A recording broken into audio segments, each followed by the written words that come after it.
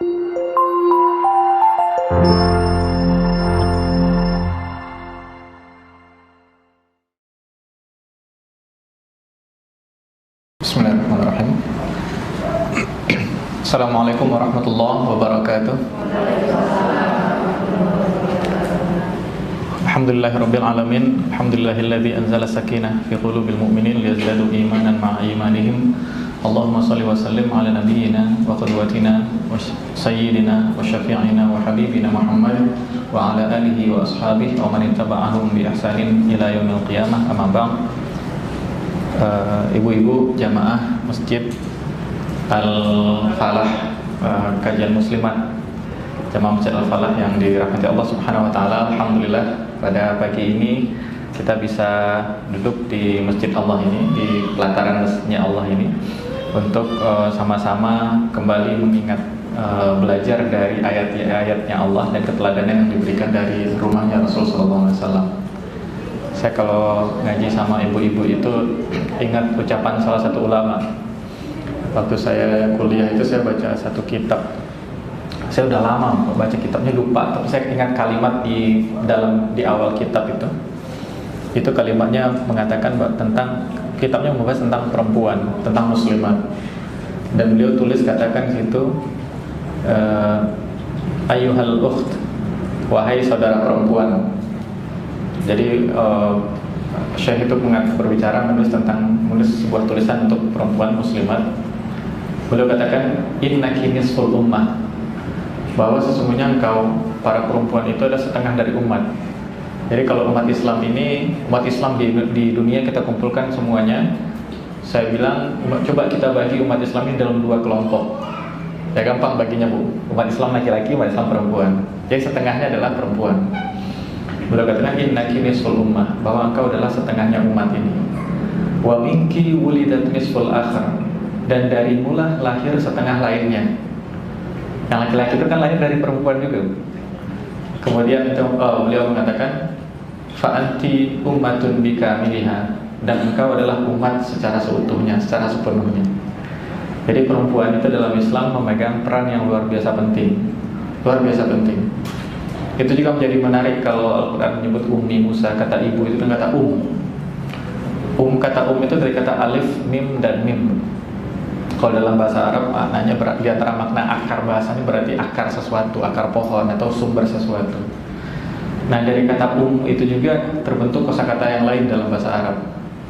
Apa kosakata yang lain dari kata alif, mim, dan mim itu? Amam.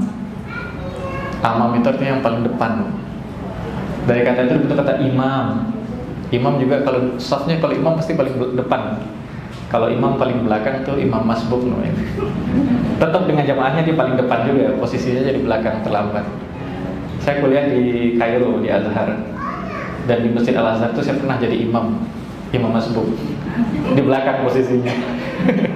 Gak ada orang Indonesia yang jadi imam di Masjid Al-Azhar itu. Setahu saya belum ada. Semuanya ulama-ulama besar deh. Kecuali imam masbuk. Imam itu posisinya di depan. Posisi imam di depan. Amam dalam bahasa Arab, aina anta, ana amam al-masjid. Saya di depan masjid. Amam itu juga di depan. Pertanyaannya, apa kaitan antara ibu dengan posisi di depan? Kalau kita baca dalam sejarah itu kebanyakan posisi perempuan itu malah mainnya di belakang layar. Nah, kenapa kata imam, kata ibu yang artinya ibu, dan kata amam yang berarti di depan, dan imam yang berarti posisinya bukan sekedar di depan, dia menjadi pemimpin. Bahkan di surat Al-Furqan kalau doa kita itu untuk keluarga apa? Rabbana hab lana min azwajina wa dzurriyyatina qurrata a'yun. Terakhir itu waj'alna lil muttaqina imama. Dari semua itu doa spesifik, doa untuk keluarga itu. Ketika Allah menggambarkan ibadur rahman, hamba-hamba Allah yang maha penyayang, sifatnya itu apa? Sifatnya itu diantaranya yang di akhir Allah tutup sifat ibadur rahman, walladzina yaquluna, dan mereka adalah orang-orang yang berkata, Rabbana hablana, wahai Rabb kami, berikanlah untuk kami para suami artinya, atau para istri yang berdoa, min azwajina, dan pasangan kami, kalau saya berarti dan istri saya, kalau ibu-ibu berarti suaminya, wa dzurriyyatina, dan anak keturunan kami, qurrata a'yun. Qurrata a'yun ini maknanya luar biasa. Kata qurrah itu artinya bola, a'yun itu bola mata. Nah, orang Arab menyebutkan kata qurratu a'yun untuk kebahagiaan. Jadi kalau orang bahagia itu, orang kalau sangat bahagia itu kita bisa lihat dari matanya. Dia nggak perlu ngomong, kita udah tahu dia bahagia. Kalau beneran bahagia, karena itu bahagia yang sebenarnya itu tidak instagramable, tidak bisa diposting di Instagram. Karena kebahagiaan sebenarnya itu hanya bisa dilihat dari bola mata. Dia nggak perlu cerita. Kita bisa melihat kebahagiaan seseorang, baik dia ekstrovert ataupun introvert. Kalau orang ekstrovert gampang kita nampak, wah ini lagi bahagia nih. Kalau orang introvert kan susah, tapi matanya nggak akan bohong. Matanya akan berikan kebahagiaan itu. Dan kita minta berdoa kepada Allah supaya pasangan dan anak keturunan kita menjadi qurratu a'yun. Orang melihat kita itu berbinar matanya, bahagia. Nah, itu makna qurratu a'yun pertama. Qurratu a'yun kedua juga bermakna, kata ain itu artinya itu dalam bahasa Inggris vision, penglihatan. Dan di kata vision kita punya visi. Artinya kalau kita kembali melihat keluarga kita, lihat pasangan dan anak kita, itu kita ingat kita punya visi besar di keluarga ini. Oke, boleh posisi kita hari ini susah, hidup susah, tapi anak-anak kita enggak. Anak-anak kita harus jauh lebih baik punya karya daripada kita. Ada berapa banyak orang besar, Bapak Ibu, Ibu-ibu, ada berapa banyak orang besar di negeri ini, bahkan di dunia ini dalam sejarah, itu terlahir dari orang tua yang hidupnya susah. Banyak. Ya, ulama yang terakhir meninggal itu Syekh Yusuf Qaradawi rahimahullah. Itu beliau terlahir dari keluarga yang biasa-biasa saja, bukan keluarga kaya. Tapi lahirlah seorang ulama besar Dr. Syekh Qaradawi, yang karyanya saya ketemu dengan beliau itu baru sekali zaman kuliah, dan melihat dari jauh saja. Dan karyanya itu kita baca sampai hari ini. Hari ini sebutlah lembaga zakat manapun, YDSF, Dompet Duafa, sebutlah semua lembaga zakat manapun, itu pasti rujukan kitab beliau itu ke kitabnya Syekh Yusuf Qaradawi, Fikih Zakat. Dan semua kebaikan kita itu kita store pahalanya ke Syekh Qaradawi. Kita dapat pahala dan beliau juga dapat pahala yang sama. Dan beliau terlahir dari keluarga yang biasa-biasa saja. Keluarga yang biasa-biasa saja. Banyak sekali orang besar hari ini terlahir dari keluarga yang biasa, bahkan keluarga susah. Jadi doa kita ini kepada Allah bahwa ketika kita kembali melihat ke rumah kita, itu kita terbayang visi. Kalau hari ini ya, mungkin hari ini kalau kita lihat dunia luar, kita lihat sosial media yang viral itu kan yang cenderung yang jelek-jelek saja. Nah, kita minta kepada Allah kalau kita keluar, oke lah, kalau di luar itu banyak masalah dan lain sebagainya. Tapi ketika saya nengok ke belakang dan saya melihat kembali rumah saya, yang terbayang adalah sebuah visi. Dan perempuan punya peran sangat besar di situ. Perempuan punya peran sangat besar. Kalau disebut waja'alna lil muttaqina imama, dan jadikanlah kami ya Allah bagi orang bertakwa sebagai imam. Nah, di sini baru kita ketemu hubungan antara kata ummi, ibu, dengan kata imam. Itu sangat terkait karena yang bisa menghasilkan seorang imam itulah seorang ibu. Imam Syafi'i itu lahir sebagai anak yatim, dibesarkan oleh ibunya. Imam Malik itu saya baca riwayat gurunya Imam Syafi'i. Imam Syafi'i itu yang hari ini kita berzmazhab Syafi'i se-Indonesia, semua kita sholat, kita se-Indonesia dapat pahala sholat, Imam Syafi'i juga dapat pahala yang sama. Beliau udah meninggal lama, tapi beliau dapat pahala yang sama. Dan pahalanya Imam Syafi'i juga didapat oleh ibunya. Kenapa? Karena yang menjadi Imam Syafi'i itu kecil ibunya. Beliau meninggal, suaminya sudah meninggal. Beliau lahir, Imam Syafi'i lahir, ayahnya sudah meninggal. Jadi peran ibu itu luar biasa penting.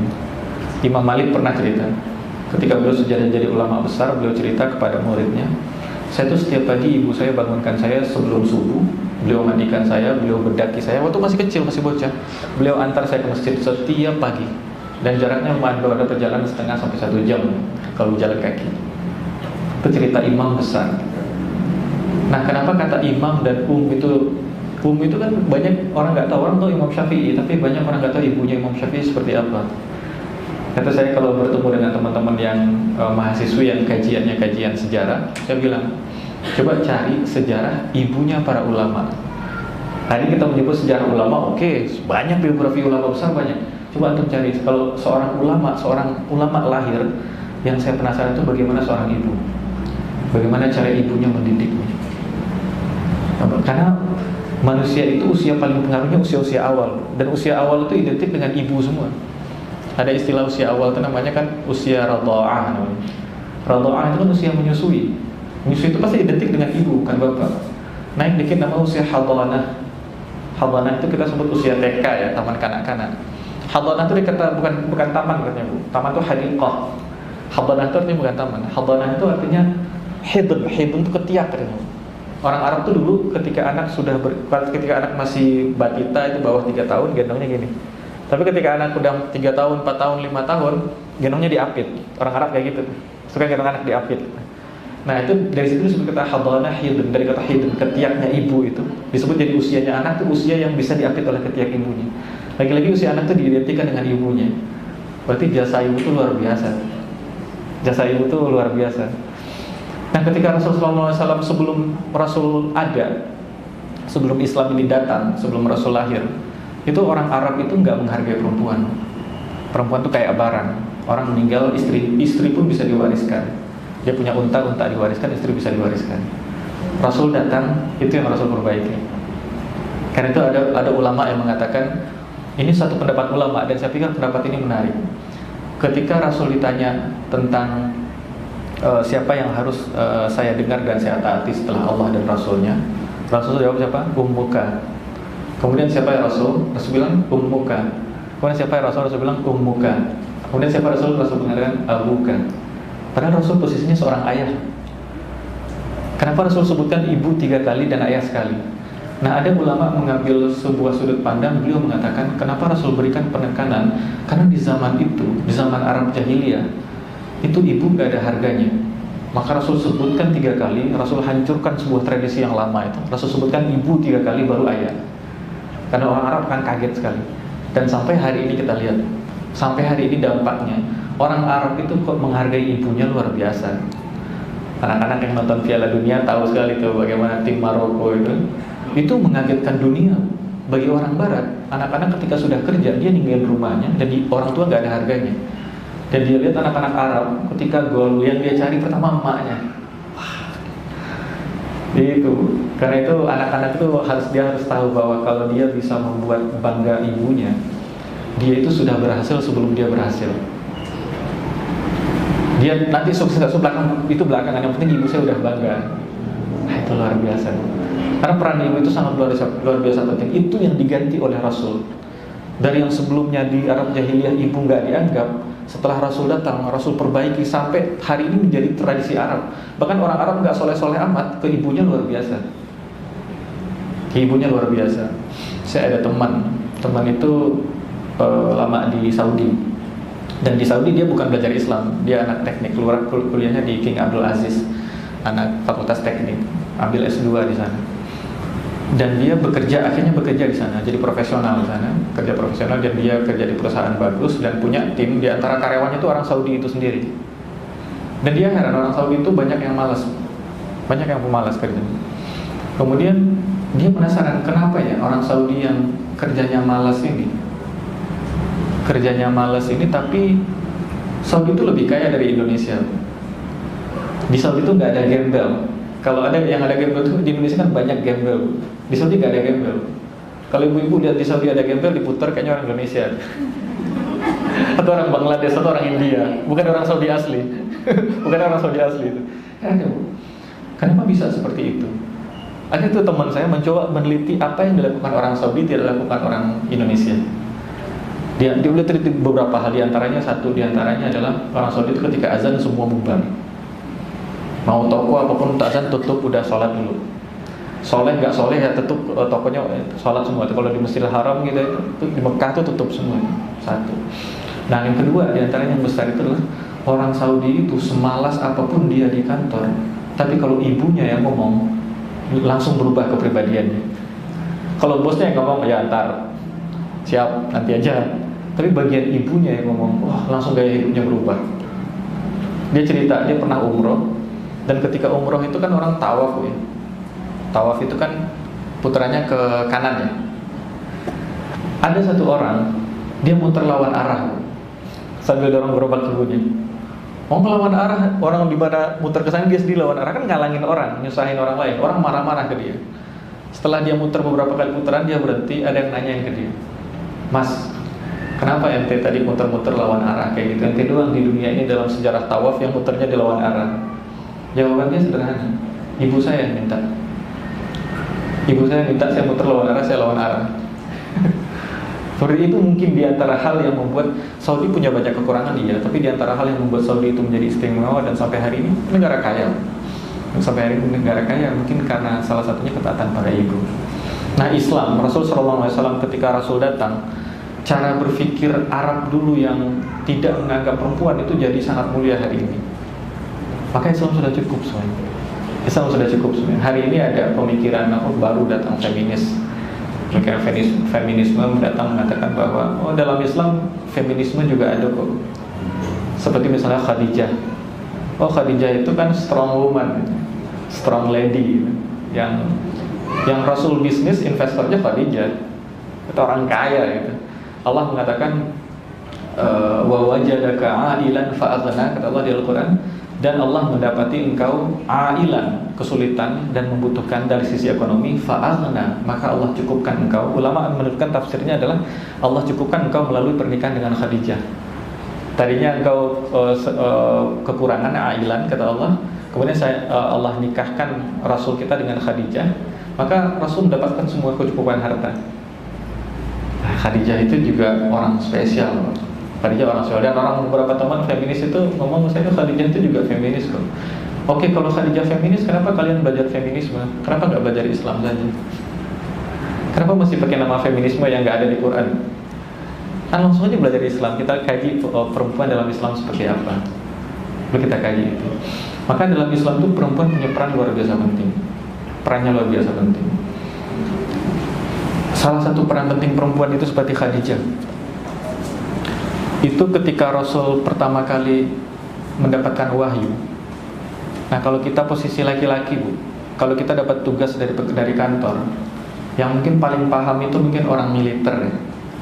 TNI itu paham ketika dapat tugas dari kantor disuruh berjaga-jaga di perbatasan negara perang. Wah, itu belum berangkat dia udah mulus duluan itu. Saya balik bisa hidup atau enggak?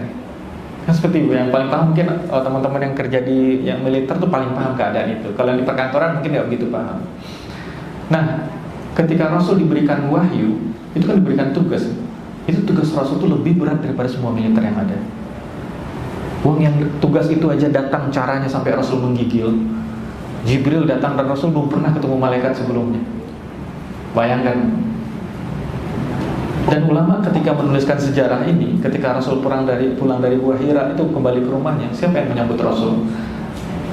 Siapa yang menyelimuti Rasul? Kepada siapa Rasul minta diselimuti? Siapa yang nenangin Rasul? Khadijah. Kalau nggak ada Khadijah mungkin ceritanya beda. Jadi di sini kita lihat dalam sejarah, dalam Rasul pun Rasulullah SAW menyebutkan bahwa perannya istri atau perannya ibu itu punya peran yang luar biasa penting. Ini perlu kita semua sadar. Islam menyebutkan peran kita itu sangat penting. Nah, sekarang hari ini kita digambarkan bahwa peran perempuan itu nggak begitu penting. Peran perempuan itu memang dalam Islam selalu ada yang namanya organisasi. Pernikahan itu kan sebenarnya organisasi. Organisasi itu kan beberapa orang berkumpul untuk satu visi tertentu. Kan itu sebenarnya makna dasarnya. Beberapa orang berkumpul dan punya target tertentu. Nah, organisasi yang paling kecil itu adalah unit organisasi paling kecil adalah keluarga. Ketika laki-laki dan perempuan berkumpul menikah, maka dia punya satu visi. Dan visinya itu siapa yang membuat visi? Menteri nggak punya visi, yang punya visi presiden. Sama, kita nggak punya visi, yang punya visi Allah. Allah kasih visinya buat kita. Nah, visi besarnya itu lil muttaqina imama. Mau rinciannya, misinya ada kecil-kecil ya silahkan, monggo. Setiap orang punya kreasi masing-masing. Oh, saya lihat anak saya itu jagonya, ternyata dia jago di desain. Maka bagaimana anak saya itu akan besar sebagai orang yang desainer. Yang penting dalam bingkai syariat ini, ya nggak apa-apa. Oh, kalau saya lihat anak saya itu jago, kemampuan Qurannya luar biasa. Oh, saya ingin dia dalam Quran ini sangat memimpin. Orang ngomong Quran, dia bisa menjelaskan Quran dengan sangat detail. Sampai step-step dalam hidup kita itu kita ambil ramuannya dari Quran. Nah, itu misi bisa beda-beda setiap keluarga, tapi visinya cuma satu. Lil muttaqina imama. Nah, orang berkumpul pasti punya visi, punya misi. Dan itu harus jalan dengan sistem. Dan kalau kita lihat organisasi apapun, pasti ada posisi di depan, ada posisi di belakang. Ada front office, ada back office namanya. Dan dalam Islam, kalau kita manusia hari ini memang begitu. Manusia hari ini menilai yang kelihatan di depan itu lebih baik daripada kelihatan di belakang. Selalu seperti itu.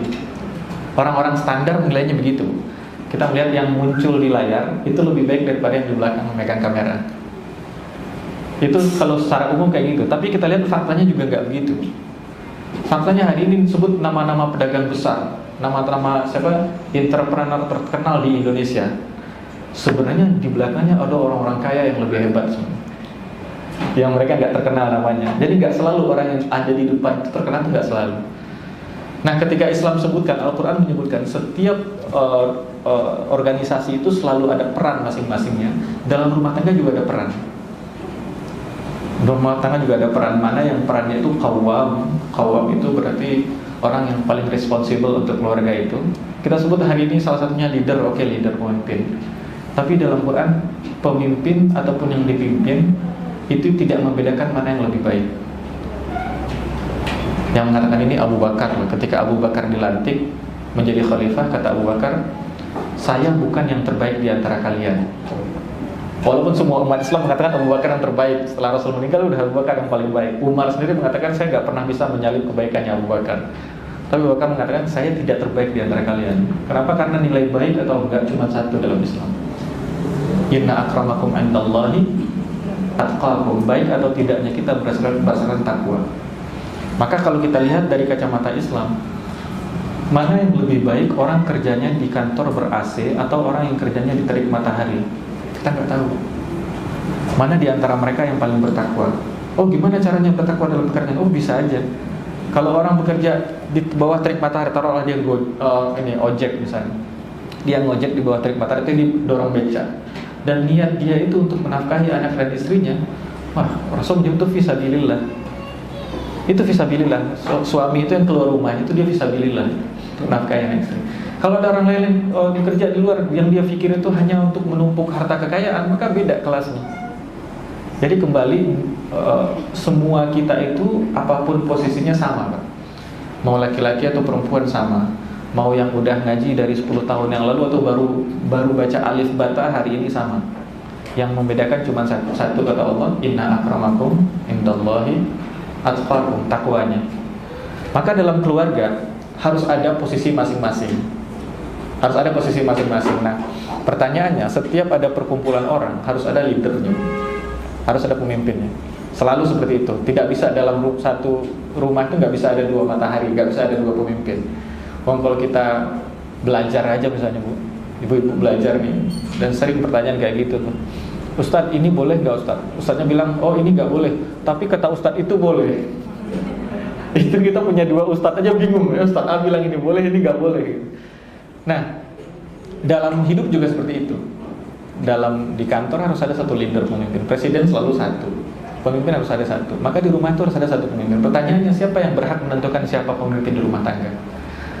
Kalau manusia, oh ya udah biarkan manusia memutuskan siapa yang layak pemimpin. Sampai hari ini orang masih berdebat. Saya baca ada satu disertasi, satu tesis tuh tentang judulnya itu Limanil Qawwamah fil Bait. Milik siapa qawwamah di rumah itu? Qawwamah itu pembahasan dengan para suami sebenarnya. Qawwamah itu maknanya mendalam, bukan sekedar otoritas, dia lebih pada responsibility, lebih pada tanggung jawab. Siapa yang memiliki qawwamah di rumah? Siapa yang menjadi leader di rumah?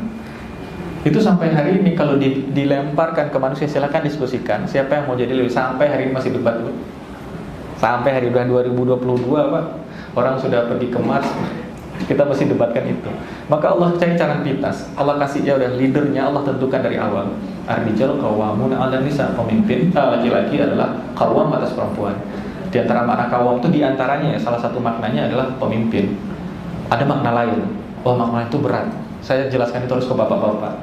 Karena kalau saya jelaskan ke ibu-ibu, nanti ibu-ibu pulang, Pak, itu tanggung jawab bapak 1, 2, 3, bukan kerjanya ibu-ibu. Itu biar diskusi bapak-bapak dengan bapak-bapak saja. Nah, qawwam itu menjadi pemimpin dan Allah tentukan itu, maka pemimpinnya laki-laki di rumah itu. Maka kalau ada pemimpin, ada yang dipimpin. Yang dipimpin siapa? Yang dipimpin adalah perempuan. Dan apakah pemimpin lebih baik daripada yang dipimpin? Enggak. Belum tentu. Atau apakah yang dipimpin lebih baik daripada yang dipimpin? Enggak, belum tentu juga. Enggak ada yang jamin. Karena aturan nomor satunya jelas, yang paling baik di sisi Allah adalah yang paling bertakwa. Itu rule number 1 itu. Inna akramakum indallahi atqakum. Maka Allah tempatkan setiap orang di tempatnya masing-masing. Maka akan kelihatan nanti di rumah tangga yang di belakang layar memang selalu perempuan. Suami yang keluar, perempuan yang di belakang layar. Tapi sekalipun dia di belakang layar perannya, tapi dia punya peran yang signifikan, peran yang sangat penting. Nanti kita akan bahas bagaimana pentingnya peran istri di rumah terhadap suaminya, dan itu berpengaruh sangat kuat. Kita akan belajar nanti dari surat At-Tahrim. Tapi kita clearkan dulu posisi ini. Kita clearkan dulu bahwa sebenarnya nggak ada masalah. Hari ini Bapak Ibu, hari ini Bu Ibu, kita tuh selalu diidentikan yang pekerjaannya perempuan itu selalu apa? Sumur, dapur, kasur, dan itu dianggap ketinggalan zaman. Bukan. Itu dianggap enggak ketinggalan zaman ya. Dan itu nggak bertentangan dengan pendidikan tinggi perempuan, enggak.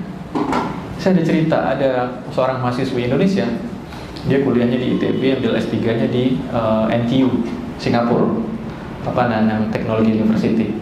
Ketika S3, masih gadis, berangkat ke Singapura kuliah. Kemudian ketika dia lagi bikin disertasi, dosennya dia agak kurang semangat, patah semangat waktu itu. Dia kurang semangat, dia katakan kepada profesornya, "Prof, saya itu kayaknya nggak begitu semangat untuk melanjutkan disertasi." Profesornya non Muslim, orang Singapura, orang sains. Dia tanya kenapa?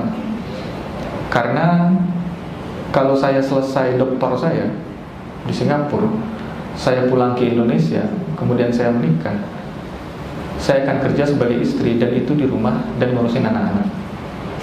Saya berpikir untuk apa semua gelar ini? Dan profesornya bilang, profesornya itu bahkan non-Muslim. Memang ilmu itu kalau digali dengan jujur, kita akan hitung dengan syariat. Siapapun yang mempelajari ilmu ini, ketika dia gali dengan jujur itu nggak bias. Hari ini kan banyak ilmu bias.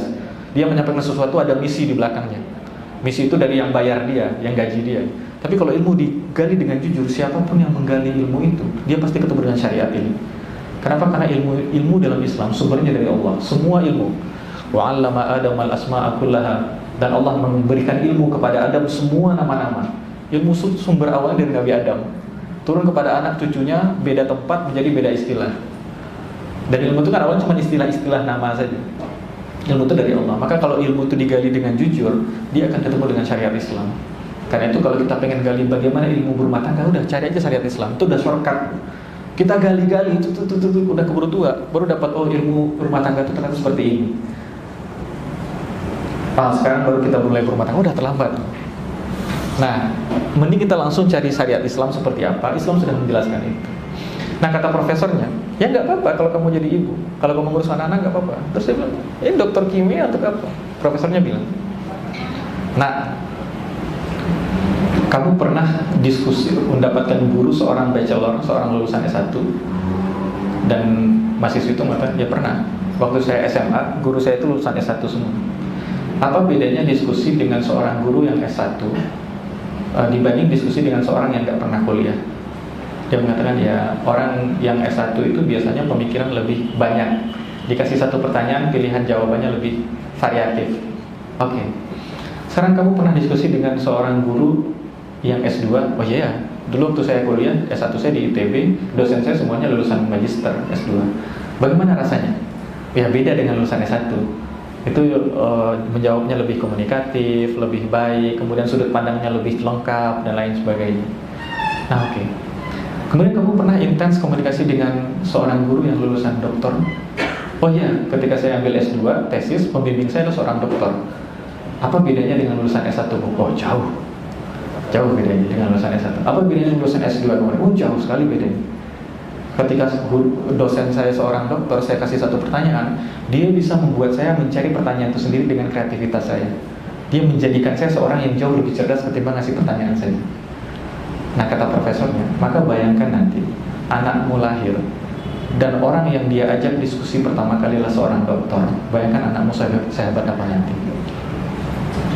Jadi itu nggak bertentangan antara pekerjaan orang ibu di rumah ngurusin anaknya dengan strata pendidikan yang tinggi, nggak bertentangan. Jadi nggak ada alasan kalau perempuan itu pendidikannya ini nanti kenapa, justru karena antum ngurusin anak pendidikan harus tinggi. Karena yang antum ngurus itu manusia. Kita yang laki-laki keluar rumah carinya duit itu barang Pak, barang bisa diatur. Uang itu barang, tapi kalau membina manusia itu nggak cukup pakai logika. Itu juga hikmah kenapa perempuan itu emosinya lebih banyak dari logikanya. Karena untuk membesarkan manusia kita harus pakai rasa. Kalau barang itu cuma pakai logika, Pak. Barang dibanting-banting nggak ada. Oh ini fragile, ini nggak boleh dibanting. Ya udah bungkusnya banyak-banyak banting, habis itu masih aman. Wrapping itu semuanya, habis itu masih bisa dibanting. Tapi kalau ngurusin manusia nggak bisa pakai logika doang. Harus pakai emosi, harus pakai perasaan. Nah ilmu psikologi belakang membuktikan itu. Dia katakan kenapa banyak hari ini perempuan dianggap orang yang logikanya lebih baik logika lebih baik daripada emosi. Banyak ucapan seperti itu. Sebenarnya dua-duanya punya fungsi. Logika lebih baik daripada emosi ketika kita cari duit, mungkin salah satunya. Tapi emosi pada posisi lebih tinggi dari logika itu juga penting ketika mendidik. Contohnya orang perempuan, ibu-ibu itu kan punya rasa takut di atas standar, Bu ya. Ibu perempuan itu punya rasa takut di atas standar. Dan laki-laki punya rasa takut pas di standar dan biasanya ke bawah dikit. Buktinya apa? Kalau ibu-ibu dia lihat anaknya masih di sana, terus anaknya di ujung sana, di depannya ada pisau. Anaknya merangkak ke pisau itu, masih jauh, dia udah takut duluan. Awas tuh pisau, ambil. Kalau bapak-bapak, anaknya kecil main pisau, biarin aja, ntar kalau luka ngerti sendiri kok kalau pisau itu tajam. Jadi bapak-bapak itu ketakutannya di bawah standar. Ibu-ibu takutnya di atas standar. Dan itu bukan kekurangan, itu malah kelebihan. Kenapa demikian? Karena ibu-ibu itu berada pada posisi membesarkan anak-anak yang kecil ini. Anak yang kecil itu, balita itu nggak tahu mana yang baik, mana yang buruk. Dia tidak tahu mana yang menyakitinya, mana yang memperbaiki dirinya. Dia nggak tahu mana yang bermanfaat untuknya, mana yang bermudarat untuknya. Dia nggak tahu mana yang harus dijauhi, mana yang harus didekati. Maka butuh orang lain yang bisa menjaga dia. Dan orang lain yang bisa menjaga dia harus punya rasa takut di atas standar yang seharusnya. Kalau rasa takut pas di standar, itu hanya untuk dia. Sama kayak orang bawa motor, Bu. Orang bawa motor, saya bawa motor, yang saya bonceng itu tingginya 180 cm, 190 cm. Maka kalau saya lewat portal, saya harus punya rasa takut yang melebihi standar saya sebelumnya. Karena pas saya lewat portal, bisa portal setinggi ini saya lewat aja. Kalau rasa takut saya pas saya lewat, dia ketinggalan, Pak, nyangkut di portal, jidatnya nempel di portal. Maka rasa takut saya harus lebih tinggi dari itu. Maka untuk menjaga anak-anak itu perlu orang-orang yang punya rasa takut yang punya rasa takut di atas standar. Kenapa? Karena dengan itulah dia bisa menjaga anak tetap hidup. Anak-anaknya itu dikasih ke bapak-bapak, mungkin banyak yang mati, masih kecil masih udah meninggal duluan. Oh biar aja kalau tenggelam dia merasa air itu bisa bikin tenggelam kok. Terus main HP itu bapak-bapak. Nggak perlu ibu-ibu yang menjaga itu. Jadi Allah sudah berikan semuanya, porsinya lengkap, dan Allah tempatkan pada posisi yang pas. Dan tidak ada posisi itu lebih baik dari yang lainnya. Si fulan tidak lebih baik daripada fulan kecuali apa?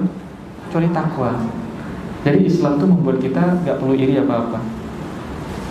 Ketika Allah menjelaskan kata qawwamah sebelumnya di ayat 32 surat An-Nisa, Allah mengatakan wala tatamannaw ma faddalallahu bihi ba'dakum 'ala ba'd. Janganlah engkau berharap, engkau menginginkan apa yang Allah lebihkan untuk sebagian kalian atas sebagian yang lain. Ini berangkat ayat ini dari pertanyaan salah satu istri Rasul bertanya, ya Rasulullah, tapi pertanyaannya muslimat di zaman Rasul itu memang beda ya. Mereka nanya, ya Rasulullah, kenapa laki-laki wajib pergi perang, tapi kenapa kita nggak bisa pergi perang? Pertanyaan seperti itu. Untuk laki-laki ada perintah jihad, untuk kita, walaupun nanti dalam peperangan itu ada perempuan. Klinik pertama dalam Islam itu justru perempuan yang bikin. Ketika perang Khandaq kalau tidak salah, itu yang membangun klinik, yang sakit dari perang itu masuk ke klinik rumah sakit itu perempuan pemimpin rumah sakit, perempuan yang menjaga itu, selalu punya peran. Tapi secara umum perintah perang itu untuk laki-laki, angkat senjata itu untuk laki-laki. Ada yang nanya para Rasulullah, kenapa yang diperintahkan cuma laki-laki? Bahkan untuk jihadnya perempuan itu apa? Maka ayat itu turun, wala tatamannaw ma faddalallahu bihi ba'dakum 'ala ba'd. Jangan kau memimpikan, berharap, berangan-angan untuk mendapatkan apa yang Allah lebihkan sebagian kalian atas bagian yang lain. Lirrijali nasibun mimma iktasabu, bagi laki-laki ada bagian yang dia usahakan, walin nisa'i nasibun mimma iktasabu, bagi perempuan ada bagian yang dia usahakan juga. Jadi setiap kita sudah punya porsi masing-masing. Hari ini dunia menawarkan kepada kita untuk menghapus batas porsi itu dan menganggap manusia sama hanya berantakan hidup. Hari ini itu zaman Paling parah hari ini memang. Kita pergi ke barat, bahkan dia nggak bisa menjawab pertanyaan, kamu laki-laki apa perempuan? Oh laki-laki ya, fisiknya memang kelihatan laki-laki, tapi batinnya apa, perempuan apa laki-laki? Nggak usah tanya itu, yang lebih gampang. Ada berapa jenis kelamin di dunia hari ini? 2. Tanya orang barat, dia bingung. L, G, B, T, Q, laki-laki, perempuan, apalagi tuh? Macam-macam tuh. Ada plus-plusnya juga. Ya, maka orang-orang barat tuh hari ini kelabakan. Maka perang satu dengan mereka. Jadi orang barat perang sama mereka itu bantah-bantahan. Saya ikutin Twitter itu sengit tuh peperangan itu, bantah-bantahannya. Ini generasi berikutnya itu akan sulit ngajarin anaknya. Ada lebah, ada burung. Ada lebah tapi isinya burung. Ada burung tapi isinya lebah. Ada lebah nggak punya sengat tapi ada burung punya sengat. Ada lebah sayapnya kayak burung, ada burung sayapnya kayak lebah. Ada lebah lengkap lebahnya tapi nggak punya sengat. Ada burung tapi isinya lebah. Itu banyak sekali penafsirannya. Berantakan hari ini. Yang ini ilmu itu peradaban barat udah rusak sampai ke jantung-jantungnya. PR-nya nih, siapa yang gantiin peradaban barat ini? Oh belum tentu Islam. Cina udah nyiapin peradaban, India udah nyiapin peradaban. Sekarang lihat pemimpin perusahaan IT terkenal, Google, Microsoft, siapa pemimpinnya? Rata India. Cina udah mulai menguasai juga. Muslim di mana posisinya? Nah siapa yang berperan memperbaiki generasi itu? Perempuan, ibu-ibunya. Itu punya peran yang paling penting. Karena itu kata dengan kata imam itu berhubungan. Dan satu lagi, kata alif, mim, dan mim. Mim itu kan ada tasydidnya, Bu. Asalnya itu alif, mim, mim, 2 mimnya. Dan kata ummah itu satu kata. Kata dan kata ummah satu kata. Jadi umat ini memang, karena itu Syekh Muhammad Al-Ghazali mengatakan, kalau kamu rusak seorang laki-laki, yang kamu rusak seorang manusia. Tapi kamu rusak seorang perempuan, yang kamu rusak satu umat. Kenapa? Karena nanti anak-anak itu akan dididik oleh seorang ibu. Saya dibesarkan oleh seorang ibu saya. Teman diskusi saya, ayah saya dia. Tapi setiap saya punya masalah, saya lari ke ibu saya. Mungkin anak-anak seperti itu. Ketika saya juga merasakan anak-anak saya 3 itu. Anak-anak saya itu kalau bahagia, pasti larinya ke saya. Cerita dia di sekolah ngapain aja, ini ngapain aja, ketemu temennya apa, pasti ceritanya ke bapaknya. Bagian demam, Bu, nggak lari ke saya. Ya sama ayah saya, karena anak saya yang nomor 3 masih nyusu sama ibu saya. Sama ayah nggak, maunya sama ibunya, nggak mau sama bundul. Jadi semua umat itu ya besar oleh ibunya. Maka peran ibu sangat penting, dan setiap ibu perlu tahu prioritasnya. Kalau kita paham prioritas ini clear, banyak pertanyaan yang selesai. Saya paling sering ditanyakan itu pertanyaan, Ustaz, apakah boleh perempuan bekerja? Oh boleh. Apa yang melarang perempuan bekerja? Pertanyaannya, kita harus paham prioritas. Coba kembalikan prioritas kita apa? Hari ini kalau di Jakarta banyak orang bekerja itu perempuan, alasan cuma satu. Saya tanya, kenapa bekerja? Emang ada tanggung jawab yang harus dinafkahi? Enggak. Emang suami nggak bekerja? Emang gaji suami nggak cukup? Terus kenapa ada tanggung jawab punya orang tua kah yang harus dinafkahi? Enggak juga. Kenapa? Internalisasi diri. Itu jawabannya. Mana lebih penting, fokus pada anak-anak kamu atau fokus sama pekerjaan? Pekerjaan itu ditinggalkan, kamu tinggalkan, besok ada yang ganti langsung. Anak-anak kamu gak ada yang bisa gantiin. Gak ada yang bisa gantiin. Seorang ibu itu yang membesarkan anak. Itulah kenapa setiap amalan, banyak yang nanya ke saya, Ustaz, kalau saya wakaf, kemudian saya niatkan untuk ibu saya, sampai gak? Saya bilang, antum gak niatin juga sampai. Antum gak niatin juga, karena antum bisa berwakaf ini karena didikan ibu antum dari kecil. Nah itu peran ibu itu sangat luar biasa penting.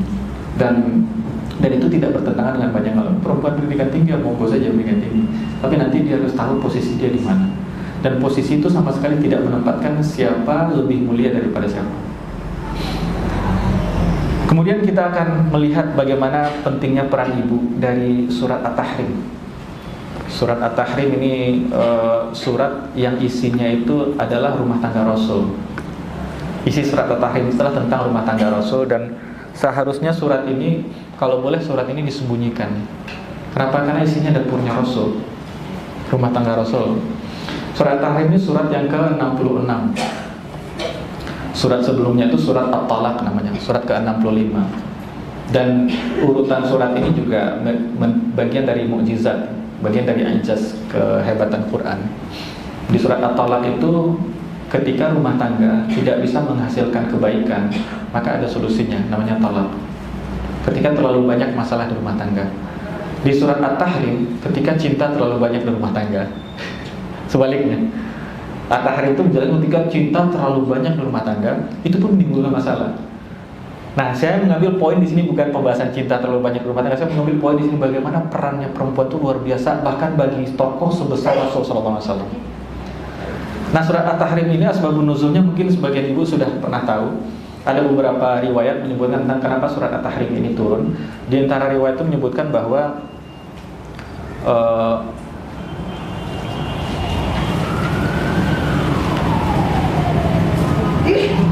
waktu itu Rasul SAW kan punya banyak istri, dan Rasul punya jatah waktu-waktu untuk istri-istrinya. Nah, waktu itu Rasul pergi ke rumah salah satu istri beliau, namanya Zainab binti Jahsy.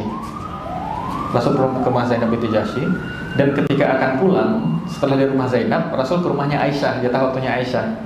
Ketika akan pulang, Zainab menawarkan sebuah madu, dan Rasul sangat suka dengan madu. Rasul makan itu madu itu enak, karena enak ya Rasul tambah lagi lama waktunya di situ. Dan bagi para istri itu kan 1 menit bisa bermasalah. Padahal kami para suami nunggu ibu-ibu make up itu bisa 3 jam. Saya bisa ngambil S3 duluan itu, belum selesai make upnya. Berlebihan. Nah, Rasul makan madu di situ setelah Rasul setelah Rasul pulang, dan Aisyah udah nungguin karena Rasul terlambat. Kemudian Aisyah beberapa kali mendapati seperti itu. Maka Aisyah ngomong kepada istri Rasul yang lain namanya Hafsah. Aisyah ini putrinya Abu Bakar, Hafsah putrinya Umar bin Khattab. Dan mereka kong-kali-kong sepakat, nanti kalau Rasul ke rumah, kita bilang Rasul kok mulutnya bau maghafir. Maghafir ini bau kayu yang gak enak baunya. Tadi Rasul makan apa? Kok gak enak bau mulutnya? Sepakatlah bikin kedua. Maka Rasul ke rumahnya Aisyah. Aisyah mengatakan, Rasul kok mulutnya bau maghafir. Oh iya, ya udah, besok saya nggak makan yang tadi. Nah, Rasul ke rumah Hafsah ngomong yang sama juga. Kemudian Rasul katakan, lan a'uda lahu. Saya tidak akan makan itu lagi. Saya nggak akan makan madu lagi. Satu riwayat menunjukkan bahwa Rasul mengharamkan madu untuk dirinya. Maka turunlah ayat ini. Allah mengatakan, ya ayyuhan nabi, lima tuharrimu thayyibatin ma ahallallahu lak. Wahai nabi, kenapa engkau haramkan apa yang Allah halalkan untukmu? Kenapa Rasul haramkan? Karena rasa cinta Rasul kepada istrinya yang sangat tinggi. Rasul sangat suka dengan madu, dan madu itu halal. Madu disebutkan bahkan dalam Quran. Kemudian ketika istrinya nggak suka, Rasul bilang, ya udah saya tinggalkan. Saya tidak akan makan madu. Itu satu riwayat. Riwayat kedua menyebutkan riwayat menyebutkan antara Rasul dan Maryah Al-Qibtiyah. Rasul pernah datang ke rumahnya Hafsah bersama dengan Maryah Al-Qibtiyah. Saat itu Hafsah sedang di rumah ayahnya, Umar bin Khattab. Jadi ketika Rasul dan Maryah ke rumahnya Hafsah lagi nggak di rumah. Nah, ketika Hafsah kembali, Hafsah mendapati Rasul sedang bersama Maryam Qibtiyah. Kemudian Hafsah nggak suka. Oh, kenapa ada Maryam di rumah saya? Itu orang yang poligami yang paham. Saya juga nggak paham tuh. Dia bilang seperti itu. Kenapa di rumah saya? Kemudian Rasul mengatakan, ya udah, oke, saya nggak usah ceritakan ini pada Aisyah. Jangan diperbesar masalah ini. Jangan ceritakan ini pada Aisyah. Maka dari sekarang Maryam saya haramkan. Kemudian kata Hafsah, enggak, saya nggak terima. Ya udah, selamanya Maryam tidak akan pernah saya sentuh, kata Rasul. Karena posisi Maryam pada waktu itu posisinya budak, dan budak itu bisa menempati, bisa digauli oleh pemiliknya. Dan aturan budak dari dulu sampai sekarang, dari sebelum Islam sampai hari, budak itu adalah konsekuensi perang. Nanti kalau perang, yang kalah akan jadi budak yang menang, itu pasti. Karena itu aturan hukum fikih tentang perbudakan masih ada sampai hari ini. Karena suatu saat, alhamdulillah, ternyata perang, yang kalah pasti akan jadi budak yang menang. Itu udah konsekuensi fikih. Karena aturan fikih untuk perbudakan ada. Alhamdulillah kita hidup di zaman hari ini gak ada perbudakan. Tapi saya ketemu dengan beberapa teman dari Nigeria, beberapa daerah Afrika. Dia mengatakan di tempat saya masih ada. Kalau perang antar suku yang kalah jadi budak yang menang. Nah, Islam hadir untuk menghapuskan itu sebenarnya. Nah, kalau Rasul mengatakan, ya udah, saya bersumpah tidak akan menyentuhnya, tapi kamu gak usah ceritain ke orang lain. Ini awalnya. Kemudian turun ayat, ya ayyuhan nabi lima tuharrimu thayyibatin ma ahallallahu lak. Ini ayat ini turun menarik. ayat Quran turun itu, kalau satu ayat turun, dan ayat itu akan ada selamanya, Bu, dan akan dibaca, dipelajari oleh miliaran orang dari 1400 tahun yang lalu sampai hari kiamat nanti, kalau satu ayat saja turun. Nah, kenapa ayat cuma tentang madu tapi turun ayat Quran? Hanya tentang madu tapi turun ayat Quran. Ini satu pertanyaan penting yang perlu kita munculkan. Sebab ayat Quran ini bukan sekadar koran yang kita baca hari ini, besok kita buang, selesai. Quran ini kan seumur hidup dipelajari. Ayat ini, surat ini kan terus dikaji. Ada ulama mengatakan harusnya surat ini kalau bisa ditutupi. Tapi kalau ketika Allah jadikan dia ada dalam Quran, berarti selama dunia ini masih ada, setiap generasi akan mengkaji ayat ini. Ada pesan penting apa di situ? Nah, salah satu pesan penting di situ adalah, nanti kita sambil jalan kita lihat. Ini kita lanjut ke ayat berikutnya, di ayat kedua dan ayat ketiga, cepat saja. Wa id asarran nabiyyu ila ba'di azwajihi haditsan. Jadi di riwayat pertama yang paling kuat yang tentang madu tadi, Rasul mengatakan kepada Hafsah, ya udah, saya tidak akan pernah, saya haramkan madu itu untuk saya, tapi kamu nggak usah cerita ke sahabat-sahabat yang lain, nggak usah cerita ke istri yang lain. Kenapa demikian? Kalau Rasul mengharamkan madu, maka semua sahabat haramkan madu. Kayak khamar jadinya. Jadi semua sahabat tuh ambil madu di rumahnya, dibuang keluar semua. Khamar kan ketika perintah terakhir khamar itu turun, semua orang Madinah, dulu khamar itu bagi orang Makkah Madinah itu kayak minum teh di liter. Tamu datang nih, khamar, minum. Nah, ketika perintah khamar turun, semua dibuang keluar rumah. Sampai itu tanah di Madinah itu kan tandus tuh, sampai genang oleh khamar itu pada waktu itu. Nah, kalau sahabat tahu Rasul mengharamkan madu, habis semua madu itu. Ayat-ayat tentang madu itu jadi berantakan. Jadi Rasul bilang pada Hafsah, jangan ceritakan pada siapapun, karena saya mencintai kamu nih, saya tinggalkan itu. Saya haramkan madu untuk saya. Nah, ternyata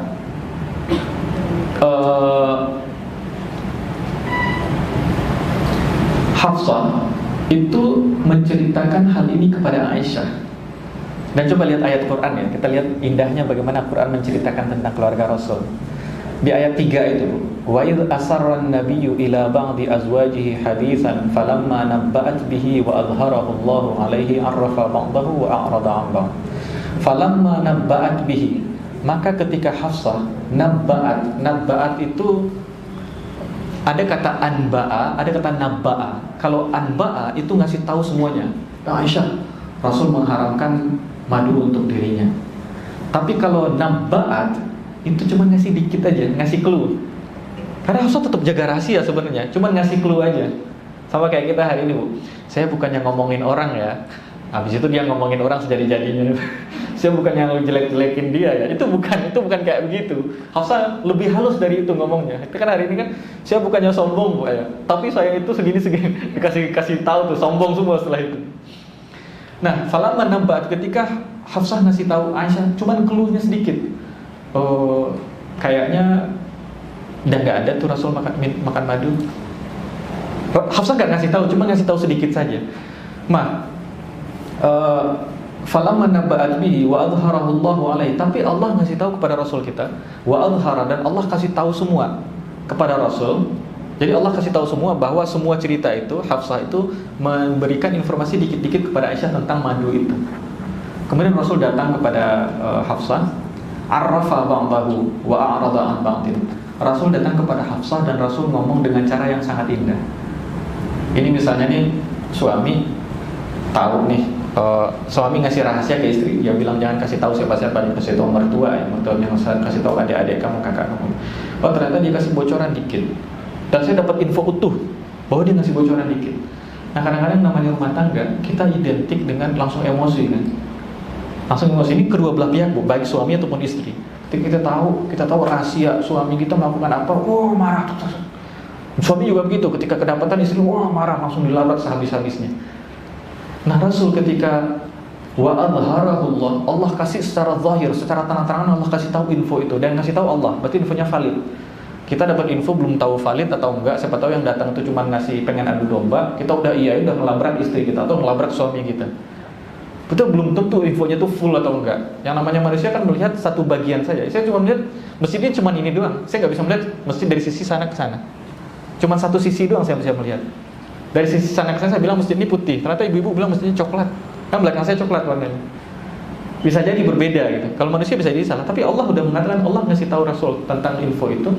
Rasul, bagaimana cara Rasul mengingatkan istrinya? Arrafa ba'dahu wa a'rada an ba'din.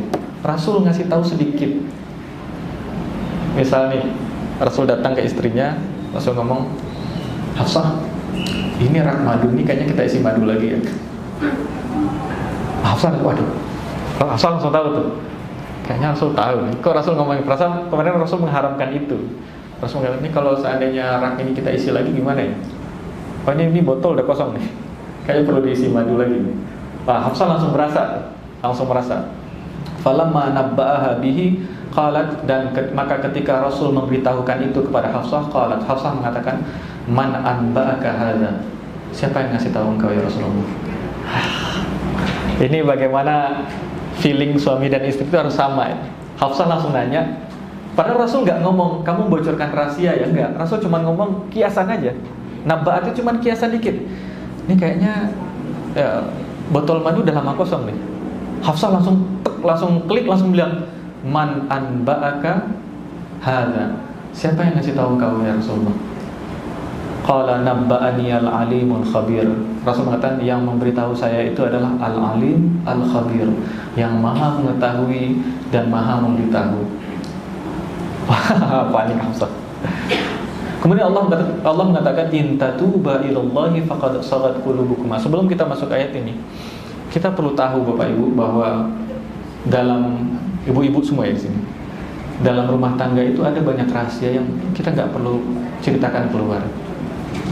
Ada banyak rahasia yang kita perlu, yang jangan diceritakan keluar. Hari ini sejak ada sosial media, itu informasi apapun di rumah bisa sedunia tahu, sadar ataupun nggak sadar. Dalam rumah tangga di Al-Quran disebutkan, hunna libasun lakum wa antum libasun lahun. Mereka para istri adalah pakaian kalian, para suami, dan para suami adalah pakaian kalian, para istri. Pakaian itu menutupi aurat. Fungsi pertama pakaian itu bukan estetik. Estetik belakangan. Fungsi pertama itu adalah dia menutup aurat. Baru yang kedua keindahan. Baru estetika yang kedua. Pertama itu yang penting dia, dan aurat itu dikata aurat. Aurat itu keburukan. Maka kalau Allah perumpamakan suami dan istri itu sebagai pakaian, maka fungsi utamanya adalah menutupi keburukan masing-masing. Oh itu bagaimana? Iya, tugasnya seperti itu, dan menutupi keburukan masing-masing. Nanti ketika keburukan sudah tidak tertahankan lagi, baru bercerita, nggak apa-apa. Fab'athu hakaman min ahli wa hakaman min ahliya. Cari orang yang adil dari pihak laki-laki, cari orang yang adil dari pihak perempuan. Itu ketika sudah tidak tertahankan lagi. Tapi ketika ada masalah kecil-kecil, suami tiap pulang ngorong minta ampun, nggak usah cerita juga keluar. Udah dipendam saja, disimpan saja, dirapikan, berdoa pada Allah, mudah-mudahan Allah perbaiki rumah tangga itu. Karena kita ngomong keluar dan kita simpan, yang kita minta untuk memperbaiki itu adalah Allah yang sama. Dan kalau udah ngomong keluar, wah, bisa panjang urusan. Rasul juga seperti itu, ada banyak hal yang Rasul tidak ceritakan keluar. Kejadian ini mulai diketahui karena ayat ini turun saja. Karena itu sebagian ulama mengatakan harusnya ayat ini kita tutupi. Tapi karena ulama punya tugas mengantarkan ilmu, akhirnya nggak ditutupi. Karena ini rahasianya keluarga Rasul. Tapi dari rahasia ini banyak peran pentingnya yang disampaikan. Kemudian Allah katakan di ayat keempat, in tatuba ilallah, jika keduanya bertobat kepada Allah. Yang bermasalah kan sebenarnya Hafsah apa Aisyah apa dua-duanya? Awalnya siapa Bu? Yang awalnya kan cuma Hafsah. Kan Hafsah yang bilang jangan ceritakan ke siapapun. Tapi Hafsah ngasih detail dikit ke Aisyah. Tapi Allah katakan in tatuba ilallah, jika kalian berdua bertaubat. Jadi kong kali kong istri antara istri kong kali kong berdua dengan Rasul itu bermasalah juga. Faqad sagat qulubukum. Kalau kalian bertaubat, maka sungguh sagat qulubukum, maka hati kalian sungguh sudah condong kepada kebaikan. Tapi Allah tambahkan wa in tadhahara alaihi, tapi jika kalian berdua mencoba mendominasi atas Rasulullah, nah itu fa innallaha huwa maulahu. Tapi kalau kalian berdua mencoba mendominasi atas Rasul, coba kalimat Allah ini keras sekali. Maka sesungguhnya Allah adalah maulahu, Allah penolongnya, satu. Wa Jibril penolongnya, dua. Wa salihul mu'minin, yang orang saleh dari kalangan mukminin, itu backupnya Rasul. Di masa itu mukminin, siapa yang paling soleh setelah Rasul? Abu Bakar. Yang kedua, Abu Bakar bapak dari siapa? Umar bapak dari siapa? Allah kasih tegas, sampai bapak kalian berdua itu berpihak ke Rasul. Allah kasih tegas itu. Jadi fa innallaha huwa maulahu. Allah adalah penolongnya Rasul dan Jibril. Kenapa disebutkan Jibril? Karena Aisyah tahu kejadian Jibril datang ke Rasul. Jibril yang ulang kali datang bawa wahyu itu, Jibril berpihak ke Rasul. Wasalihul mu'minin, dan orang soleh dari orang beriman berpihak ke Rasul. Wal malaikatu, dan malaikat-malaikat ba'da dzalika zahir, semuanya mensupport Rasul. Nah, pertanyaannya, ini kan cerita tentang Hafsah membocorkan sedikit rahasia kepada Aisyah, tapi kok ancamannya keras sekali. Pertama suruh taubat. Kalau taubat berarti oke. Tapi kalau kalian berdua mencoba mendominasi Rasulullah, Allah kasih ancaman keras. Yang berada di pihak Rasulullah itu adalah saya, itu adalah Allah, Jibril, bapak kalian berdua, malaikat, semuanya melawan dua orang ini. Kalau itu gemetar itu kita mendengar ayat itu. Kenapa dua ini? Nah, di sini kita lihat di sisi lain, ini satu sisi ya. Di sisi lain kita lihat bahwa peran istri itu sangat signifikan. Peran istri itu sangat signifikan. Karena ketika untuk keluarga Rasul, karena istrinya Rasul beda dengan istrinya orang selain Rasul. Untuk istrinya Rasul beban lebih berat. Karena Rasul ketika menjadi Rasul, Muhammad ketika menjadi Rasul, Rasul pernah menawarkan mentalak semua istrinya. Kenapa? Karena beban akan berat. Tapi kalau kalian ikut, maka pahala kalian dilipat gandakan oleh Allah. Jadi pahalanya para istri Rasul itu beda dengan kita. Tapi itu adalah teladan kita. Jadi ketika istri Rasul mencoba mendominasi, dan yang dilakukan Rasulullah mengantarkan risalah. Kalau rumah Rasul nggak selesai, yang berantakan risalah yang datang keluar. Sama hari ini, kalau rumah keluarga kita tidak selesai, maka suami berkarya di luar itu berantakan. Karena itu pekerjaan di rumah itu sangat istimewa. Mengambil peran di rumah itu luar biasa penting. Sampai Allah turunkan ayat ini. Kenapa? Karena rumahnya Rasul nggak rapi, maka Rasul nggak akan sukses dakwah di luar. Faktanya Rasul sukses atau nggak sukses dakwah di luar? Sukses. Artinya rumah Rasul rapi. Siapa yang ngambil peran di situ? Ya Aisyah dan Hafsah, istri-istri Rasul. Nah, ini bagian yang tidak tercover dalam pembahasan. Dan buat muslimin nggak apa-apa nggak tercover. Yang penting bagi Allah itu tahu. Kita nggak apa-apa sejarah nggak tahu. Tapi buat saya, kita sebagai peneliti, saya bilang ke teman-teman yang mahasiswi, coba teliti sahabiyah, teliti sisi-sisi perempuan dan peran itu luar biasa penting. Di Quran ada pembahasan itu, tapi karena ahli tafsir kebanyakan laki-laki, ada Bintu Syati namanya, ahli tafsir dari Mesir. Wah, kalau baca tafsir itu luar biasa. Beliau menafsirkan ayat tentang Nabi Yusuf itu keren penafsirannya. Karena ada sudut pandang perempuan di situ. Nah, saya itu juga berpikir, oh perempuan juga harus ahli tafsir, harus ada sudut pandang baru di situ. Sudut pandang baru di situ. Nah, artinya ketika dakwah Rasul, coba lihat misalnya di ayat 9. Di ayat 9 Allah mengatakan, ya ayyuhan nabi jahidil kuffara wal munafiqin waghluz alaihim. Wahai nabi, perangilah orang kafir dan orang munafik, dan waghluz alaihim, dan kejamlah pada mereka. Ini kafir ini bukan berarti non muslim semuanya, ya, enggak. Kafir di sini adalah beda dengan yang hari ini. Kafir yang disebutkan dalam Quran itu ketika Rasul SAW sebelum menjadi Rasul, itu semua orang Arab itu sepakat dengan kebaikan akhlak Muhammad. Bahkan digaring dengan Al-Amin. Ketika wahyu ini datang, maka Rasul membawakan Quran ini dengan akhlak yang sangat indah itu, satu. Dan Rasul adalah guru terbaik dalam Quran, dua. Yang ketiga, Rasul menerima wahyu itu. Yang keempat, mereka memahami wahyu yang dibacakan itu. Karena Quran itu turun dengan bahasa mereka. Mereka sangat paham dengan itu. Dan itu disampaikan dengan cara yang sangat baik. Mereka masih menolak juga. Itu kafir. Hari ini kita nggak bisa menunjuk orang sembarangan, oh ini kafir, ini kafir. Enggak. Siapa tahu dia belum sampai hidayah itu ke kita. Islam sampai ke dia, tapi yang dia Islam lihat dari Islam adalah muslimin hari ini. Apa Islam? Ngomong jujur, sedal hilang di masjid kok. Akhirnya Islam mahjubun bil muslimin. Jadi Rasul perintah tentang kafir di sini, kafir yang sudah manusia terbaik datang mengajarkan mereka dengan cara terbaik, pakai bahasa mereka. Mereka pun masih melawan Rasul. Kata Allah kan, jahidil kuffar, perangilah orang kafir-kafir itu, wal munafiqin, dan orang munafik itu, waghluz alaihim, dan berlaku keraslah pada mereka. Wa ma'wahum jahannam wa bi'sal masir, tempat kembali mereka itu jahannam dan seburuk-buruk tempat kembali. Di surat ini, Bu, ada 2 kali Allah mengatakan ya ayyuhan nabi. Yang pertama ayat 9 ini, jahidil kufar wal munafiqin. Yang kedua itu, yang pertama ayat 1. Yang tadi kita bahas, ya ayuhan nabi, wahai nabi, lima tuharrim. Ada 2 kali Allah memanggil nabi di sini. Kenapa di pembahasan surat At-Tahrim ini, ketika Allah berbicara tentang keluarganya nabi, kemudian di situ Allah bicara tentang jihad terhadap orang kafir? Ulama menjelaskan bahwa ini adalah bukti bahwa ketika di rumahnya Rasul itu tidak selesai, akan ada dampak terhadap jihad pada orang kafir. Jadi kalau di rumah kita masih berantakan, jangan ngomong jihad pada orang kafir dan munafik dulu, rapikan rumah dulu. Setelah rumah itu rapi, baru kita bicara yang lebih besar, jihad pada kafir dan munafik. Maka jihad peperangan yang dilakukan oleh para sahabat-sahabat itu dulu, Badar, Uhud dan lain sebagainya, mereka sudah punya rumah yang settle. Mereka punya rumah. Karena itu perintah ya ayuhan nabi jahidul kufar wal munafiqin dimasukkan dalam pembahasan keluarga. Karena kalau keluarga belum beres, itu pembahasan jihad masih jauh. Ketinggian kita ngomong perang dan lain sebagainya. Kita rapikan rumah dulu. Yang punya peran paling tinggi di situ adalah para muslimah. Kemudian baru Allah berikan di akhir ayat ini, baru Allah berikan contoh, wa daraballahu mathalan lil ladzina amanu imra'ata fir'aun id qalat rabbi ibni li 'indaka baitan fil jannah. Ayat 11 Allah berikan perumpamaan bagi orang beriman, itu istrinya Fir'aun. Kemudian Allah ayat 10 itu Allah beri perumpamaan bagi orang kafir, itu istrinya Nuh dan istrinya Lut. Satu pelajaran buat kita bahwa jika suami kita soleh, itu gak menjamin kita jadi soleh secara otomatis, kan? Para istri tetap harus mengupayakan itu. Bahkan Allah berikan istrinya Lut dan istrinya Nuh seorang suami nabi, tapi gak ada pengaruh buat mereka.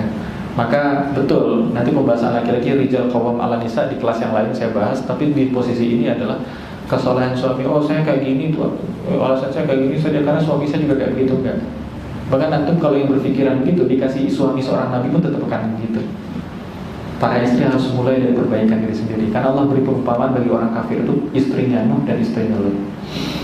Karena tahta abdaini min ibadina, yang mana keduanya itu Lut dan Nuh itu tahta abdaini min ibadi, yang istrinya Nuh dan istrinya Lut itu berada di bawah 2 orang hamba kami yang saleh.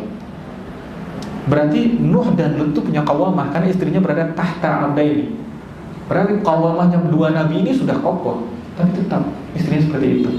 Artinya untuk para istri adalah kesolehan suami itu tidak menjadi jaminan buat para istri. Tugasnya istri tetap memperbaiki diri. Tugasnya istri tetap memperbaiki diri. Alasan suami saya gitu, tetap memperbaiki diri. Bahkan Allah kasih contoh yang ekstrim. Bagaimana kalau suaminya itu gak soleh? Mungkin gak saya soleh. Oke, saya kasih contoh yang ekstrim. Wa daraballahu mathalan lil ladzina amanu imra'ata fir'aun. Dan Allah kasih contoh yang ekstrim bagi orang beriman, yaitu istrinya Fir'aun. Istrinya soleh, suaminya luar biasa kafir. Luar biasa kafir. Tidak ada orang yang separah Fir'aun, sejahat-jahat orang. Itu sejahat-jahat orang itu yang di Uighur sana di Cina itu. Orang muslim dilarang sholat itu udah paling jahat udah. Lebih jahat dari itu, orang disuruh stop nyembah Tuhan ini, sembah Tuhan yang lain. Kalau Fir'aun, dia suruh stop nyembah Tuhan yang itu, dia suruh sembah saya. Gak ada manusia kayak gitu dalam sejarah. Tapi dia punya istri Fir'aun, Asia namanya dalam sejarah. Allah berikan contoh Israel dan doa Aisyah, qalat rabbi ibni li 'indaka baitan fil jannah, wahai Rabb, bangunkanlah untukku di sisi engkau rumah di surga. Kenapa beliau minta rumah? Karena rumah yang di dunia ini buat beliau gak ada. Fir'aun itu orang paling kaya di zaman itu, raja besar. Kalau ada raja mengaku Tuhan, berarti kerajaan lain di bawah dia. Karena gak mungkin raja mengaku Tuhan diserang oleh kerajaan lain kalah, gak mungkin. Berarti kerajaan lain di bawah dia semua. Atau mungkin di zaman itu satu-satunya raja cuma Fir'aun. Karena dia bisa merasa saya Tuhan, karena dia melihat gak ada raja lain. Nah, Asia tinggal di rumah yang semegah itu. Dan buat Asia itu tersiksa Asia. Di Ibnu Katsir dijelaskan itu bagaimana penyiksaan Fir'aun terhadap Asia. Kemudian qalat rabbi ibni li, karena itu beliau minta, ya Allah, buat saya ini rumah ini bukan rumah neraka. Kenapa Asia nggak minta cerai aja Ustaz? Nggak mungkin, cerai langsung dibunuh Asia. Raja paling atas sudah Fir'aun. Kata Asia minta rabbi ibni li 'indaka baitan fil jannah, wahai Rabbku, bangunlah untukku baitan fil jannah, rumah di surga. Wa najini min fir'auna wa amali, dan bebaskan dan selamatkan aku dari Fir'aun dan amalnya. Wa najini minal qaumidz zalimin. Ini kalau kita masih berpegang, oh saya nunggu suami saya soleh baru saya soleha, enggak. Bahkan suami antum Nabi pun enggak akan bersoleha. Oh suami saya jelek, saya jadi jelek, enggak. Bahkan ada orang suaminya Fir'aun tapi dia tetap dipuji dalam Quran. Diabadikan dalam Quran. Rasul enggak pernah ketemu Asia, dia abadikan dalam Quran. Atau status lain, wa Maryam binata Imran allati ahsanat farjaha. Oh ada posisi perempuan. Perempuan itu enggak punya suami sama sekali. Maryam. Dan nggak cuma hari ini, banyak beberapa muslimah yang terlambat menikah kemudian stres. Nggak usah stres. Maryam itu hidup di lingkungan orang-orang soleh. Jadi hari ini ada, kini orang soleh semua. Ada salah satu anak kiai, perempuan cantik, kemudian solehah sekali. Tiba-tiba penduduk kampung tahu dia hamil. Ngomongnya ibu-ibu macam-macam pas itu. Iya, ngomong itu semua, anak kiai itu hamil loh, belum nikah. Beratnya hati Maryam gimana? Adik-adik yang sekarang ini belum nikah nggak usah stres dulu. Belum, Maryam tuh diuji nggak cuma dia gadis, tapi dia diuji dengan kehamilan, nggak ada suaminya, nggak ada status pernikahan sebelumnya. Fitnahnya luar biasa itu. Fitnahnya luar biasa. Dan Allah kasih perumpamaan, wa Maryam binata Imran allati ahsanat farjaha, yang menjaga kehormatannya.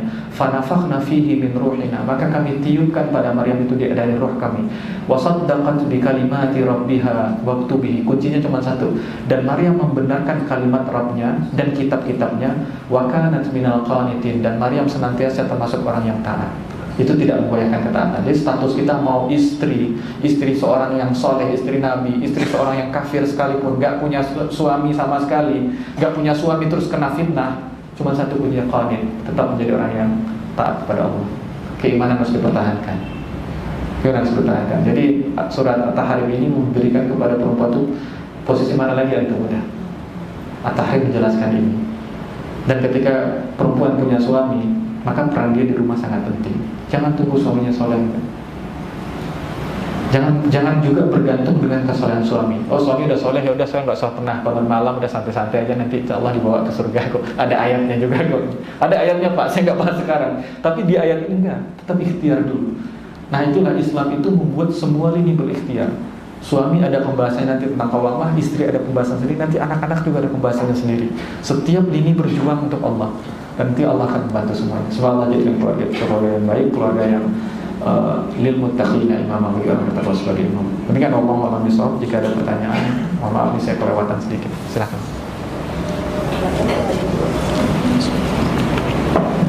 Silakan untuk para ibu yang mau bertanya, silakan.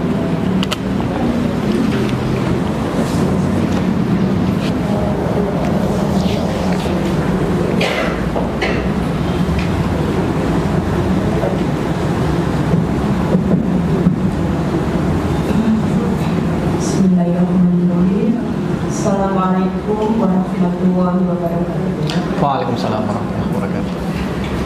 Ustaz, tadi dijelaskan tentang banyak sekali kehebatan wanita di sini, Ustaz. Saya tertarik dengan pembahasan bagaimana kisah atau hubungan kekeluargaan. Ada seorang yang soleh ternyata oleh Allah ditakdirkan dengan wanita yang tidak baik, contohnya Nabi Nuh dan Nabi Lut. Kemudian ada juga seorang laki-laki yang kafir ternyata mendapat jodoh wanita yang solehah, yaitu Asia. Bagaimana kita meyakini bahwa ayat dalam Al-Quran itu tidak mungkin bertentangan, ya Ustaz ya. Tapi di dalam Al-Quran ada juga ayat yang terjemahannya laki-laki yang baik itu untuk wanita yang baik, dan wanita yang baik itu juga untuk laki-laki yang baik. Nah bagaimana itu Ustaz penjelasannya? Terima kasih. Assalamualaikum warahmatullahi wabarakatuh. Assalamualaikum warahmatullahi wabarakatuh. Baik Bu. Yang pertama surat Nur itu ya. At-thayyibat lit-thayyibin wa thayyibuna lit-thayyibat wal khabitsat lil-khabitsin wal khabitsuna lil-khabitsat. Laki-laki yang baik untuk laki-laki, perempuan yang baik duluan untuk laki-laki yang baik, laki-laki yang baik untuk perempuan yang baik. Perempuan yang buruk untuk laki-laki yang buruk, laki-laki yang buruk untuk perempuan yang buruk. Ayat ini adalah ayat yang menjelaskan bukan takdir kita, Bu. Ayat ini menjelaskan tentang ikhtiar kita. Kalau kita dapat anak yang baik, maka kita carikan jodoh untuk anak itu juga perempuan yang baik. Atau sebaliknya, anak kita perempuan baik, kita carikan jodoh untuk anak laki-laki yang baik.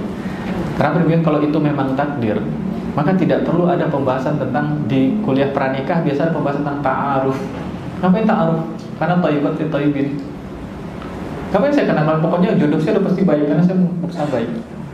Itu ikhtiar, masuk ke dalam bab ikhtiar. Dan secara umum memang Allah berikan seperti itu. Allah berikan at-thayyibat li thayyibin. Tapi ada beberapa keadaan dan Allah abadikan itu juga di Quran. Ketika seorang suaminya soleh, istrinya enggak. Atau sebaliknya, istrinya yang soleh, suaminya enggak. Dan Allah kasih contoh itu, bahwa pada akhirnya walaupun kita berkeluarga, urusan kita ikatannya itu adalah Allah. Istri taat kepada suami itu karena istri taat kepada Allah. Gitu. Tapi jangan bilang juga, nih saya taat ke kamu karena saya taat ke Allah aja nih. Enggak, itu enggak taat namanya. Sama kayak ibu menyayangi anaknya. Ibu menyayangi anaknya, dia nggak bilang, nih saya susuin karena saya taat sama Allah, nggak bilang kan? Nggak bilang gitu kan, Bu ya? Kalau nggak, saya nggak mau susuin kamu nih kan? Kayak gitu juga. Nah, kayak cinta itu seperti itu, Bu. Kita taat kepada suami ya karena jadi itu bentuk taat kepada Allah. Itu qanitat. Ada ulama yang menafsirkan ketika disebut fasalihatu, maka perempuan yang salihat adalah qanitatun hafizatun lil ghaibi bima hafizallah. Bahkan untuk Maryam sendiri Allah sebut Maryam itu sebagai wakanat minal qanitin, dan adalah Maryam itu bukan lagi qanitat tapi qanitin. Qanitat itu perempuan yang taat, tapi qanitin itu semua laki-laki yang taat. Jadi levelnya Maryam itu adalah level yang layak diteladani oleh laki-laki dan perempuan. Levelnya Maryam Maryam binti Imran itu perempuan yang layak diteladani oleh siapapun, baik laki-laki ataupun perempuan. Nah, ketika kejadian seperti itu, kita perlu tahu bahwa hal pertama dalam hidup kita itu adalah urusan pertama kita, saya dan Allah. Saya sebagai suami, tanggung jawab saya pasti kepada Allah. Maka dengan tanggung jawab kepada Allah itu tugas saya apa? Tugas saya adalah responsible, tanggung jawab terhadap istri dan anak-anak saya, berikan nafkahnya, berikan keteladanan yang baik. Sebagai istri, saya sebagai istri nih, sebagai istri tanggung jawab saya itu pasti kepada Allah. Maka tugas saya, kata Allah, apa? Untuk taat kepada suaminya. Sampai Rasul mengatakan, seandainya saya diizinkan memerintahkan seorang manusia untuk bersujud pada manusia, saya akan suruh perempuan untuk bersujud pada laki-laki. Karena memang rule-nya harus seperti itu. Kalau istri udah taat pada suaminya, ternyata suami saya masih seperti, ya biarin aja. Dia tidak akan dapatkan istri soleha itu. Dia tidak akan mendapatkan seperti itu. Dan sisi lain suami seperti ini. Hari zaman sekarang, Bu ya. Dulu saya pernah kerja 8 tahun di Jakarta. Saya tinggal di Depok, bolak-balik. Dan ketika berangkat kerja, itu baru keluar dari rumah, saya naik kereta, keluar naik motor dulu. Itu saya udah ketemu semua iklan, dan iklan itu semuanya perempuan cantik. Mulai dari iklan sampo sampai iklan traktor, perempuan cantik di iklan traktor ya. Bulldozer, pick up, masih perempuan cantik lah. Saya masuk stasiun, iklannya lagi HP perempuan semua. Saya masuk kereta, iklannya bahkan kredit, iklannya masih contoh fisik perempuan juga. Betul kan, Bu ya? Saya masuk kantor, pertama-tama resepsionis perempuan, sama datang Pak. Mulai saya ada meeting dengan klien, ketemu juga yang nyambut juga perempuan, sama datang Pak. Terus bagaimana keadaannya kalau sepanjang setiap hari saya ketemu perempuan dengan versi terbaiknya, ketika sampai di rumah itu suami ketemu dengan perempuan versi terburuknya. Udah kusut, kemana aja kamu, kok telat? Karena laki-laki juga diuji di luar itu, Bu. Laki-laki ketika keluar itu, dia disuguhkan teh oleh sekretaris, mungkin atau siapa mungkin. Jadi itu dalam porsi paling cantiknya dia. Paling cantik orang ke kantor kan paling cantiknya dia. Disuguhkan itu. Nah, ibu tuh harus saing-saingan dengan itu. Karena itu kalau tidak qanitat, kan itu fisik, Bu. Fisik akan membantu, tapi kembali kepada hati, ketenangan yang dicari dalam Quran itu sakinah sebenarnya. Litaskunu ilaiha, ini perintah Allah kepada para laki-laki ketika menikah itu. Tujuannya lah litaskunu ilaiha, supaya engkau laki-laki mendapatkan ketenangan pada perempuan itu. Nah, bagaimana para suami itu bisa tenang bersama istrinya? Dan ketenangan itu, kecantikan itu salah satu unsur kecil dari ketenangan. Ketenangan itu nggak ada dari kecantikan. Kecantikan itu enak kalau dibawa kondangan aja, Bu. Ketenangan itu bukan sumbernya, bukan itu saja. Salah satu oke lah, tapi ketenangan itu banyak yang lain. Jika suaminya nyaman di rumah dan lain sebagainya. Oh, bagaimana kalau suami saya enggak? Itu urusan Allah nanti. Peran kita adalah di situ. Kita mainkan, karena tanggung jawab para ibu itu dengan Allah. Tanggung jawab para istri itu enggak, jangan nunggu. Asia juga enggak nunggu dapat suami diganti. Saya nunggu Firaun mati aja lah baru saya taat. Enggak, Asia enggak nunggu. Asia tetap taat. Ini saya bacakan kisahnya Asia dari tafsir Ibnu Katsir, Bu.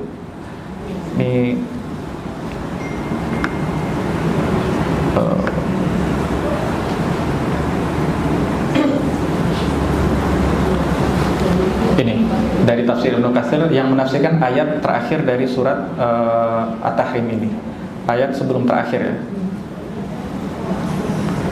Ayat ke-11 itu.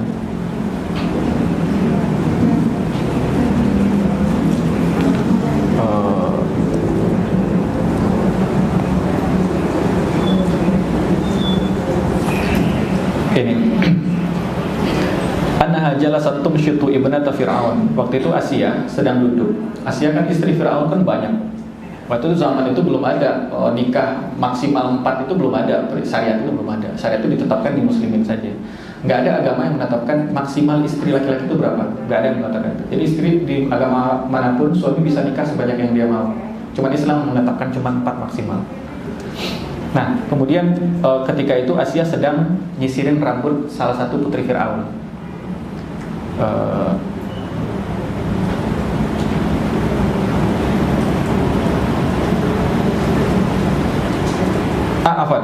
Karena imanu imrati Fir'aun min qibali iman imrati khazin Fir'aun.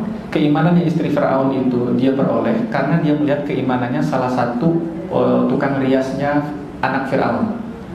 Ini ceritanya. Jadi Asia itu mendapatkan keimanan, mendapatkan hidayah melalui salah satu tukang sisirnya. Orang Indonesia punya masyitoh namanya.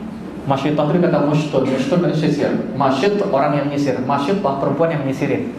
Sebenarnya itu bukan namanya dia, itu jabatannya masyitoh. Mushtun itu sisir. Dari seorang, kita sebutlah namanya masyitoh biar gampang. Jadi Asia mendapatkan keimanan dari situ. Waktu itu Masyitoh sedang menyisiri rambut putrinya Fir'aun dan sisir jatuh dari tangannya. Faqalat ta'isa man kafara billah. Masyitoh mengatakan, pas sisir jatuh kaget ya. Dan kaget dia langsung bilang, aduh nyesalah orang yang kafir kepada Allah. Faqalat laha bintu Fir'aun. Putrinya Fir'aun nanya, kaget. Walaka rabbun ghaira abi? Kamu punya Tuhan lain selain bapak saya? Ini pertanyaan cuma ada dari mulutnya anak Fir'aun. Kamu punya Tuhan lain selain bapak saya?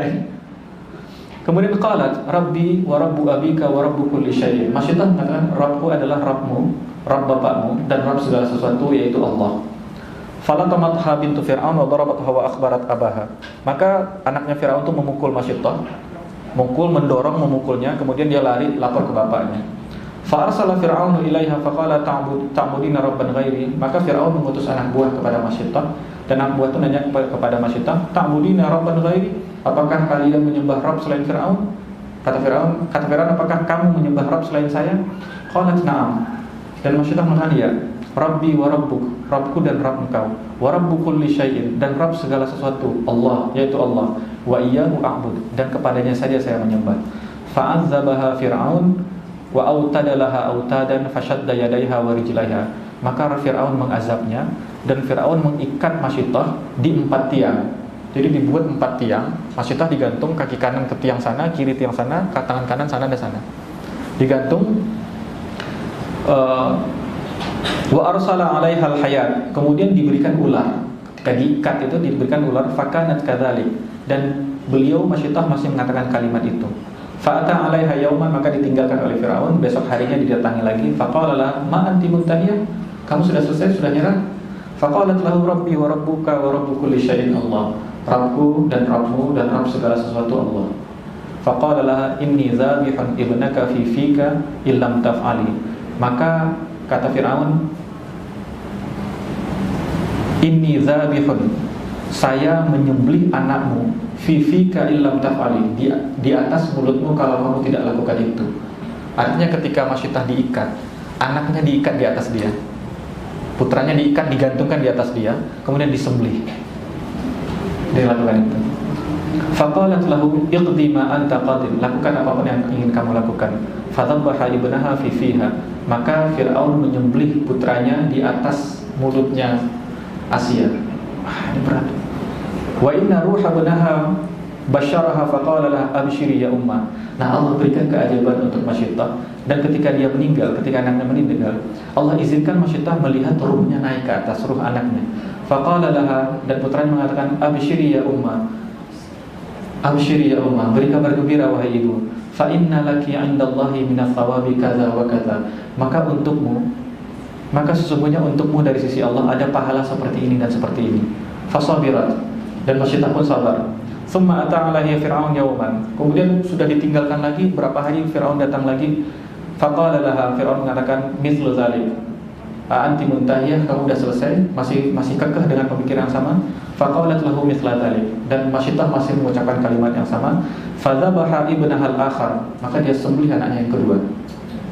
Fiha, pada mulutnya. Fabasyaraha ruhahu aidan wa qala laha ibsiri ya ummah fa inna laki 'indallahi minas thawabi wa kadza wa kadza. Dan ketika itu Masyittah, Allah izinkan Masyittah, dan Allah izinkan istrinya Fir'aun melihat ruh anaknya dan mengatakan isbiri ya ummah, sabarlah wahai ibu, fa inna laki 'indallahi minas thawabi kadza wa kadza. Bagimu dari sisi Allah pahala seperti ini dan seperti ini. Dan Allah izinkan Asiyah melihat kejadian itu juga. Qala wa sami'at imra'atu Fir'aun, dan istrinya Fir'aun mendengar itu, kalama ruhi ibnaha al-akbar tsumma al-asghar. Istri Fir'aun Asiyah mendengarkan ucapan ruh dari putranya Masyittah, baik yang tua ataupun yang kecil.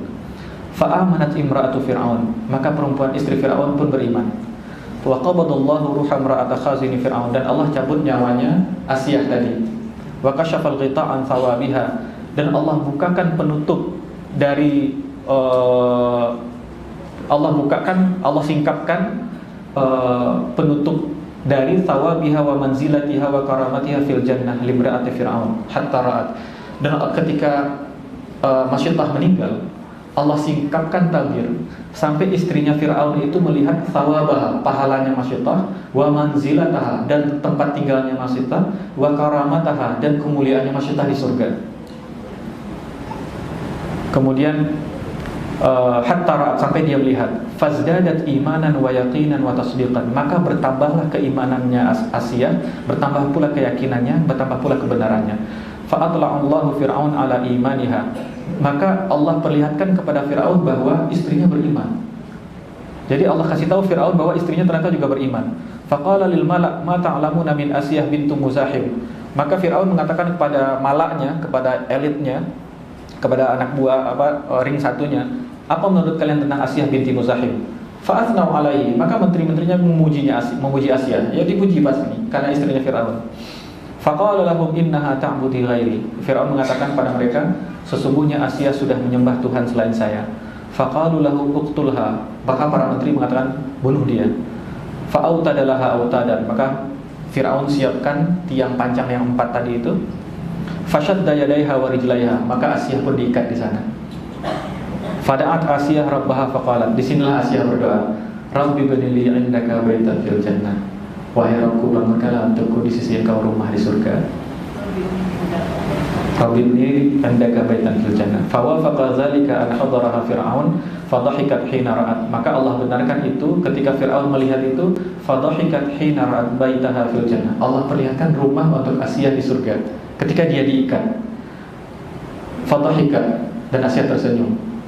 Faqala Fir'aun ala ta'jabuna min jununiha, apa kalian tidak heran dengan gilanya dia? Inna nu'adzibuha wa hiya tudhik, kami mengazab dia tapi dia masih senyum. Faqabadallahu ruhaha fil jannah radhiyallahu ta'ala anha, Allah genggam ruhnya di surga dan ridha Allah atas Asiyah binti Fir'aun. Insyaallah. Ini tafsir dari Ibnu Katsir tentang ayat ke-11 surat At-Tahrim. Ini Allah kasih contoh kepada kita ekstrim. Jangan berharap punya suami kayak Fir'aun, nggak akan kuat. Itu cuma satu di seluruh dunia. Sepanjang sejarah cuma satu. Karena itu Rasul sebutkan kamu laminar rijal kasir, yang sempurna dari laki-laki itu banyak. Kenapa banyak? Karena semua nabi sempurna. Kawalam yakmul minan nisa ila arba'ah, dan tidak sempurna dari perempuan kecuali 4 saja. Pertama adalah Khadijah, yang kedua putrinya Khadijah, Fatimah, yang ketiga Asiyah, dan yang terakhir adalah Maryam. Dan itu contoh bagi perempuan. Jadi perempuan itu statusnya apapun ada di teladan itu. Status sebagai anak ada Fatimah, status sebagai ibu, sebagai istri ada Khadijah, sebagai ibu ada Khadijah, status sebagai Khadijah istri dan juga ibu sekaligus. Nah, status sebagai perempuan tidak punya suami, nggak cuma punya suami tapi juga difitnah Maryam. Jadi kita itu belum seberapa dibanding generasi yang terdahulu. Tapi kita berharap visi yang lebih besar lagi, baitan fil jannah.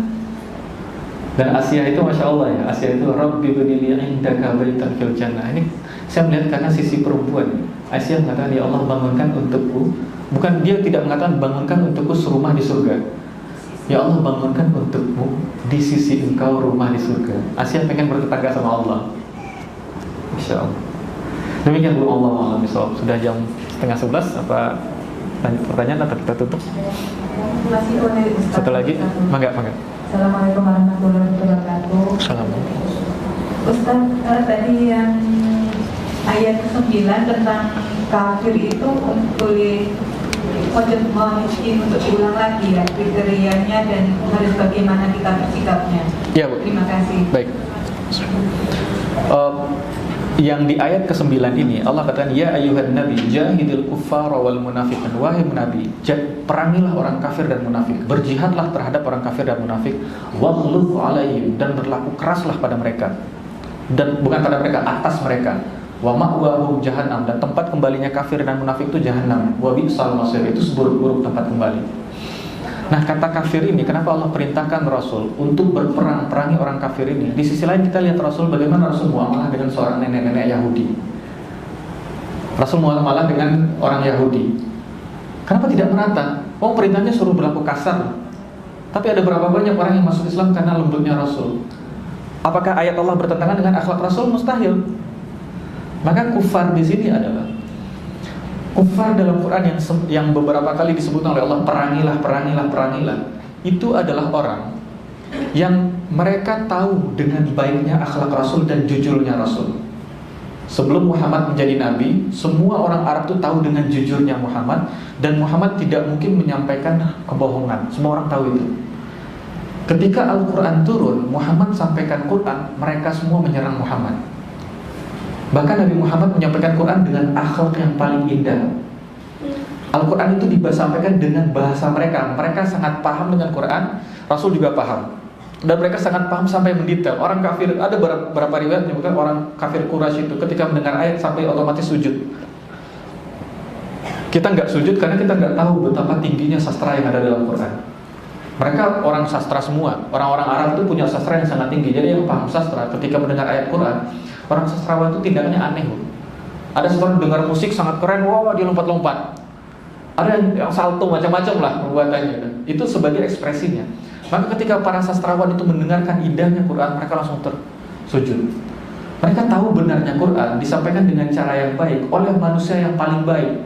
Mereka bahkan laki-laki terbaik, anak muda terbaik di masa kita adalah Rasul. Ketika mereka memperbaiki Ka'bah, yang ngangkat Hajar Aswad itu, mereka hampir perang gitu. Terus mereka mengatakan, bagaimana kalau nanti besok orang pertama datang itu yang angkat Hajar Aswad. Ternyata besoknya yang datang Rasul SAW. Dia bilang, Muhammad amin roti nabihi. Oh, kalau Muhammad yang memutuskan urusan itu, kami ridho dengan dia.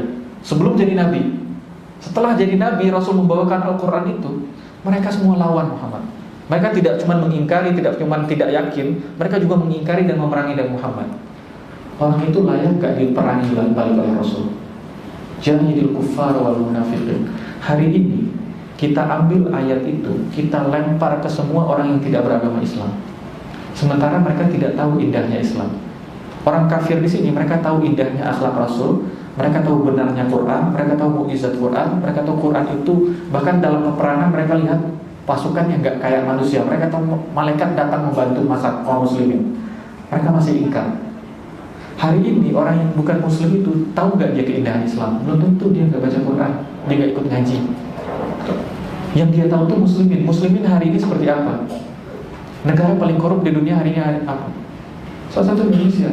Negara Islam terbesar di dunia apa? Indonesia. Sebenarnya kita samakan posisi mereka dengan posisi kafir yang menentangi Rasul walaupun tahu kebenaran Islam. Kan harusnya nggak sama. Harusnya nggak sama. Dari situ kita bisa paham. Ada banyak orang, ada banyak non Muslim yang langsung tetap bermuamalah baik dengan mereka. Ada banyak orang-orang itu muamalah baik. Tapi Rasul bermuamalah baik. Ya kita bukan berarti ini ya. Kata-kata toleransi itu kadang menghilangkan akidah kita. Rasul bermuamalah baik, tapi nggak pernah Rasul sholat di tempatnya. Rasul nggak pernah mengiyakan ucapannya. Rasul tidak mengiyakan sesembahannya. Tapi muamalah mereka lapar dibantu. Sampai generasi berikutnya, dulu kita punya ini Bu, kita punya namanya Bimaristan. Muslim itu punya di abad ke-7 Hijriah, tahun 1400-an Masehi. Punya Bimaristan. Bimaristan itu rumah sakit. Rumah sakit gratis, ditopang oleh wakaf. Yang berobat ke rumah sakit itu dulu orang-orang dari Eropa, non-Muslim. Orang dari Eropa, dari Albania itu datang ke rumah sakit itu dan berobat, setelah sembuh dikasih baju gratis, dikasih ongkos pulang, diantar sampai ke kampung. Kafir Bu. Apakah itu generasi itu tidak mengamalkan jahidil kufara wal munafiqin? Mereka sangat paham dengan ayat ini. Jadi secara pemahaman ayat ini banyak kita mengambil semangat, tapi kita nggak mengcover yang Rasul lakukan kepada non-Muslim seperti apa.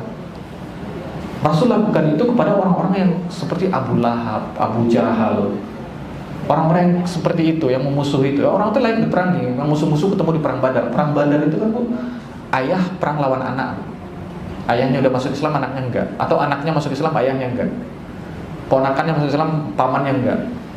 Adiknya masuk Islam, kakaknya enggak. Itu ketemu di perang Badar, bunuh-bunuhan. Dan bunuh-bunuhan kan jarak jauh pakai pistol Bu. Kalau kita baca sejarahnya, ada sahabat yang ketika dipotong tangannya putus sebelah dan masih menggantung tangannya itu. Yang motong saudaranya. Itu bagi mereka itu jahidil kufar wal munafiqun berlaku.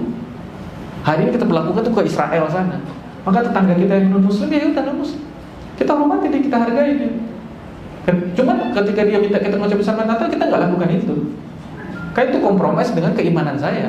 Saya ucapkan selamat ke kamu, berarti saya mengiyakan Tuhan kamu itu, berarti salah enggak? Tapi yang lainnya, kamu kurang makan, ya saya bantu. Ketemu jalan, Pak, apa kabar Pak? Saya sapa. Tapi kalau kamu coba perangi kita, ayo jahidul kufar wal munafiqin. Tapi kalau kita tangan baik-baik, ya baik-baik saja. Begitu Bu. Nah, secara umum memang kafir itu lawan dari kata iman.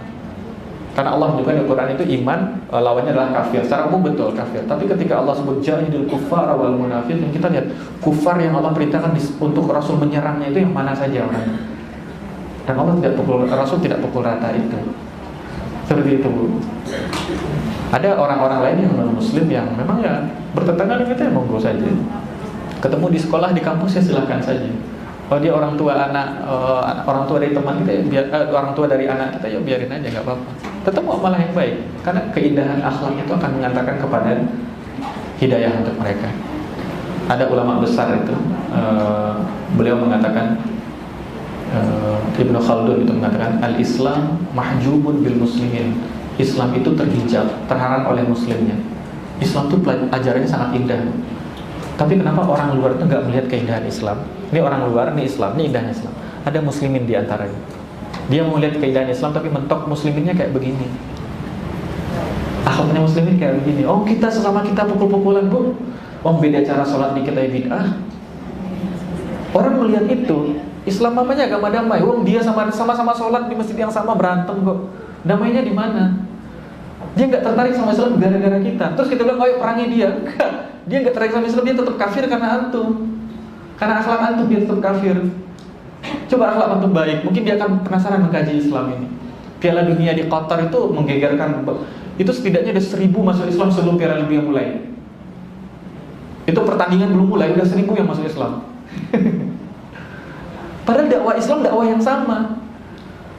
Tapi dia melihat, alhamdulillah tuh acaranya di Arab, Bu. Karena orang Arab punya jiwa, dia punya jiwa karam, punya jiwa memuliakan tamu luar biasa. Orang Arab itu Bu, yang nggak solehnya aja, muliakan tamu. Saya 4 tahun di Mesir Bu.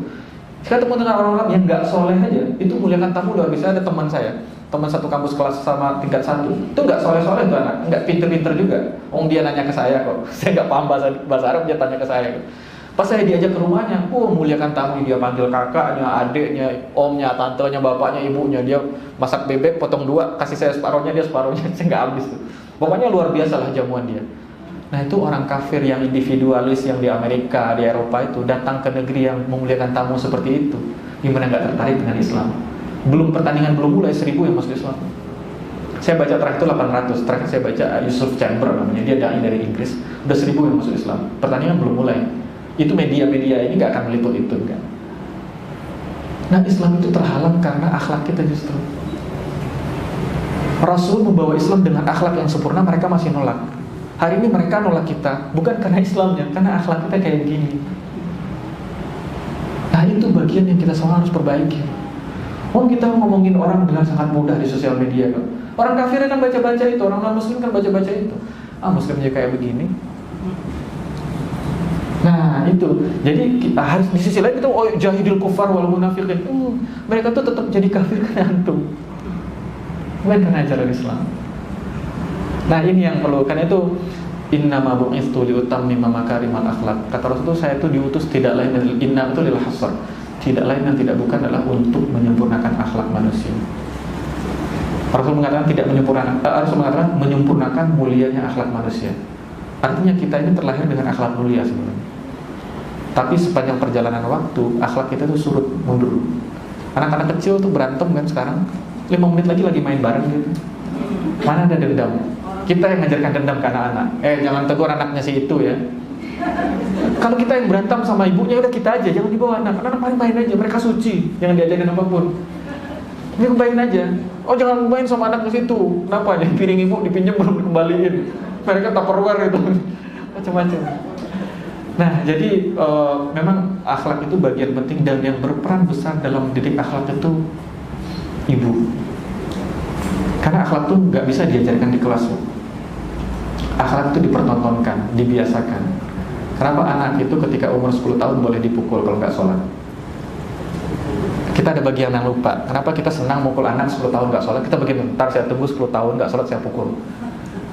Ulama menjelaskan, ketika anak itu mulai paham, ntar kalau umur 2 tahun dia mulai melihat bapak ibunya. Dari 2 tahun sampai 10 tahun ada berapa tahun? 8 tahun. 8 tahun dikali 365 hari dikali 5 kali sholat 5 waktu.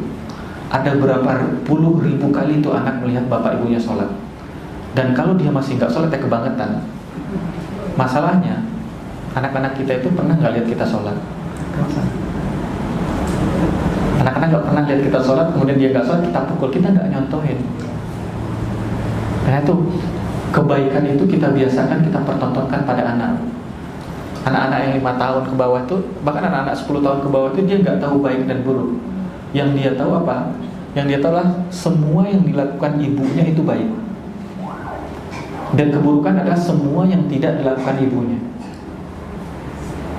Saya pernah motoran sama anak saya beli telur waktu itu. Setelah beli telur, ya saya bawa taruh di motor. Karena kan saya naik motor boncengin anak saya yang punya warung, nganterin ke motor saya kasih bayar. Makasih ya bu. Terus ibunya bilang, sama-sama ya mas. Anak saya bilang, kok mas? Karena buat anak saya cuma tahu saya itu dipanggilnya ayah. Kalau nggak ustaz, cuma 2 itu. Panggilnya ayah.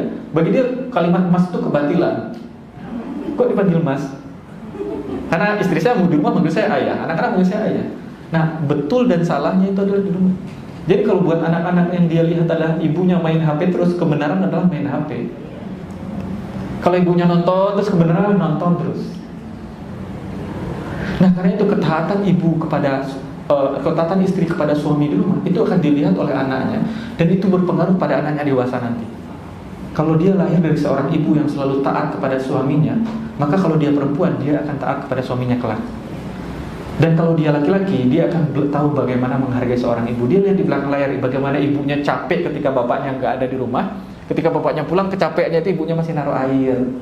Dia akan tumbuh besar menjadi laki-laki yang akan bisa memuliakan perempuan. Dia contoh dari sana, karena dia akan lihat itu setiap detik, setiap hari, selama belasan tahun. Tapi kalau sisi ibu hilang, ibunya sibuk kerja dan lain sebagainya, dia nggak lihat siapa-siapa, yang dia lihat ibu-ibu di film Korea. Yang lihat ibu-ibu di nggak tahu cerita temannya atau apa. Nah itu bu, saya ngomong sampai ke sini. Demikian bu. Sudah cukup mungkin ibu-ibu semuanya. Baik, demikian kita minta kepada Allah, semoga Allah jadikan keluarga kita keluarga sakinah, dan kita minta yang paling kita inginkan itu ibu-ibu semuanya, kita ingin kita bertemu di keluarga di dunia ini kan. Keluarga itu kadang-kadang keluarga nggak pilihan kita. Saya nggak pernah milih dilahirkan sebagai orang Indonesia. Siapa yang milih saya? Allah. Berarti taat saya, cinta saya pada keluarga itu adalah bentuk cinta saya kepada pilihan Allah. Saya kan nggak pernah milih itu. Saya nggak pernah terpilih dilahirkan saya orang Sumatera, nggak pernah milih, tapi Allah yang menentukan. Maka dari pilihan Allah itu kita minta keluarga itu kita diabadikan sama Allah sampai ke surganya. Demikian ibu-ibu semuanya, mohon maaf jika ada kesalahan dan kekurangan. Yang benar dari Allah, yang salah datangnya murni dari saya. Yang saya sampaikan Quran, tapi penjelasan saya tentang Quran itu bisa jadi salah, bisa jadi benar. Yang benar itu pasti datang dari Allah, yang salah murni dari saya sendiri. Mohon maaf jika ada kesalahan dan kekurangan. Kita tutup dengan doa kafatul majlis. Subhanakallahumma rabbana wa bihamdika asyhadu an la ilaha illa anta astaghfiruka wa atubu ilaik. Assalamualaikum warahmatullahi wabarakatuh. Waalaikumsalam warahmatullahi wabarakatuh.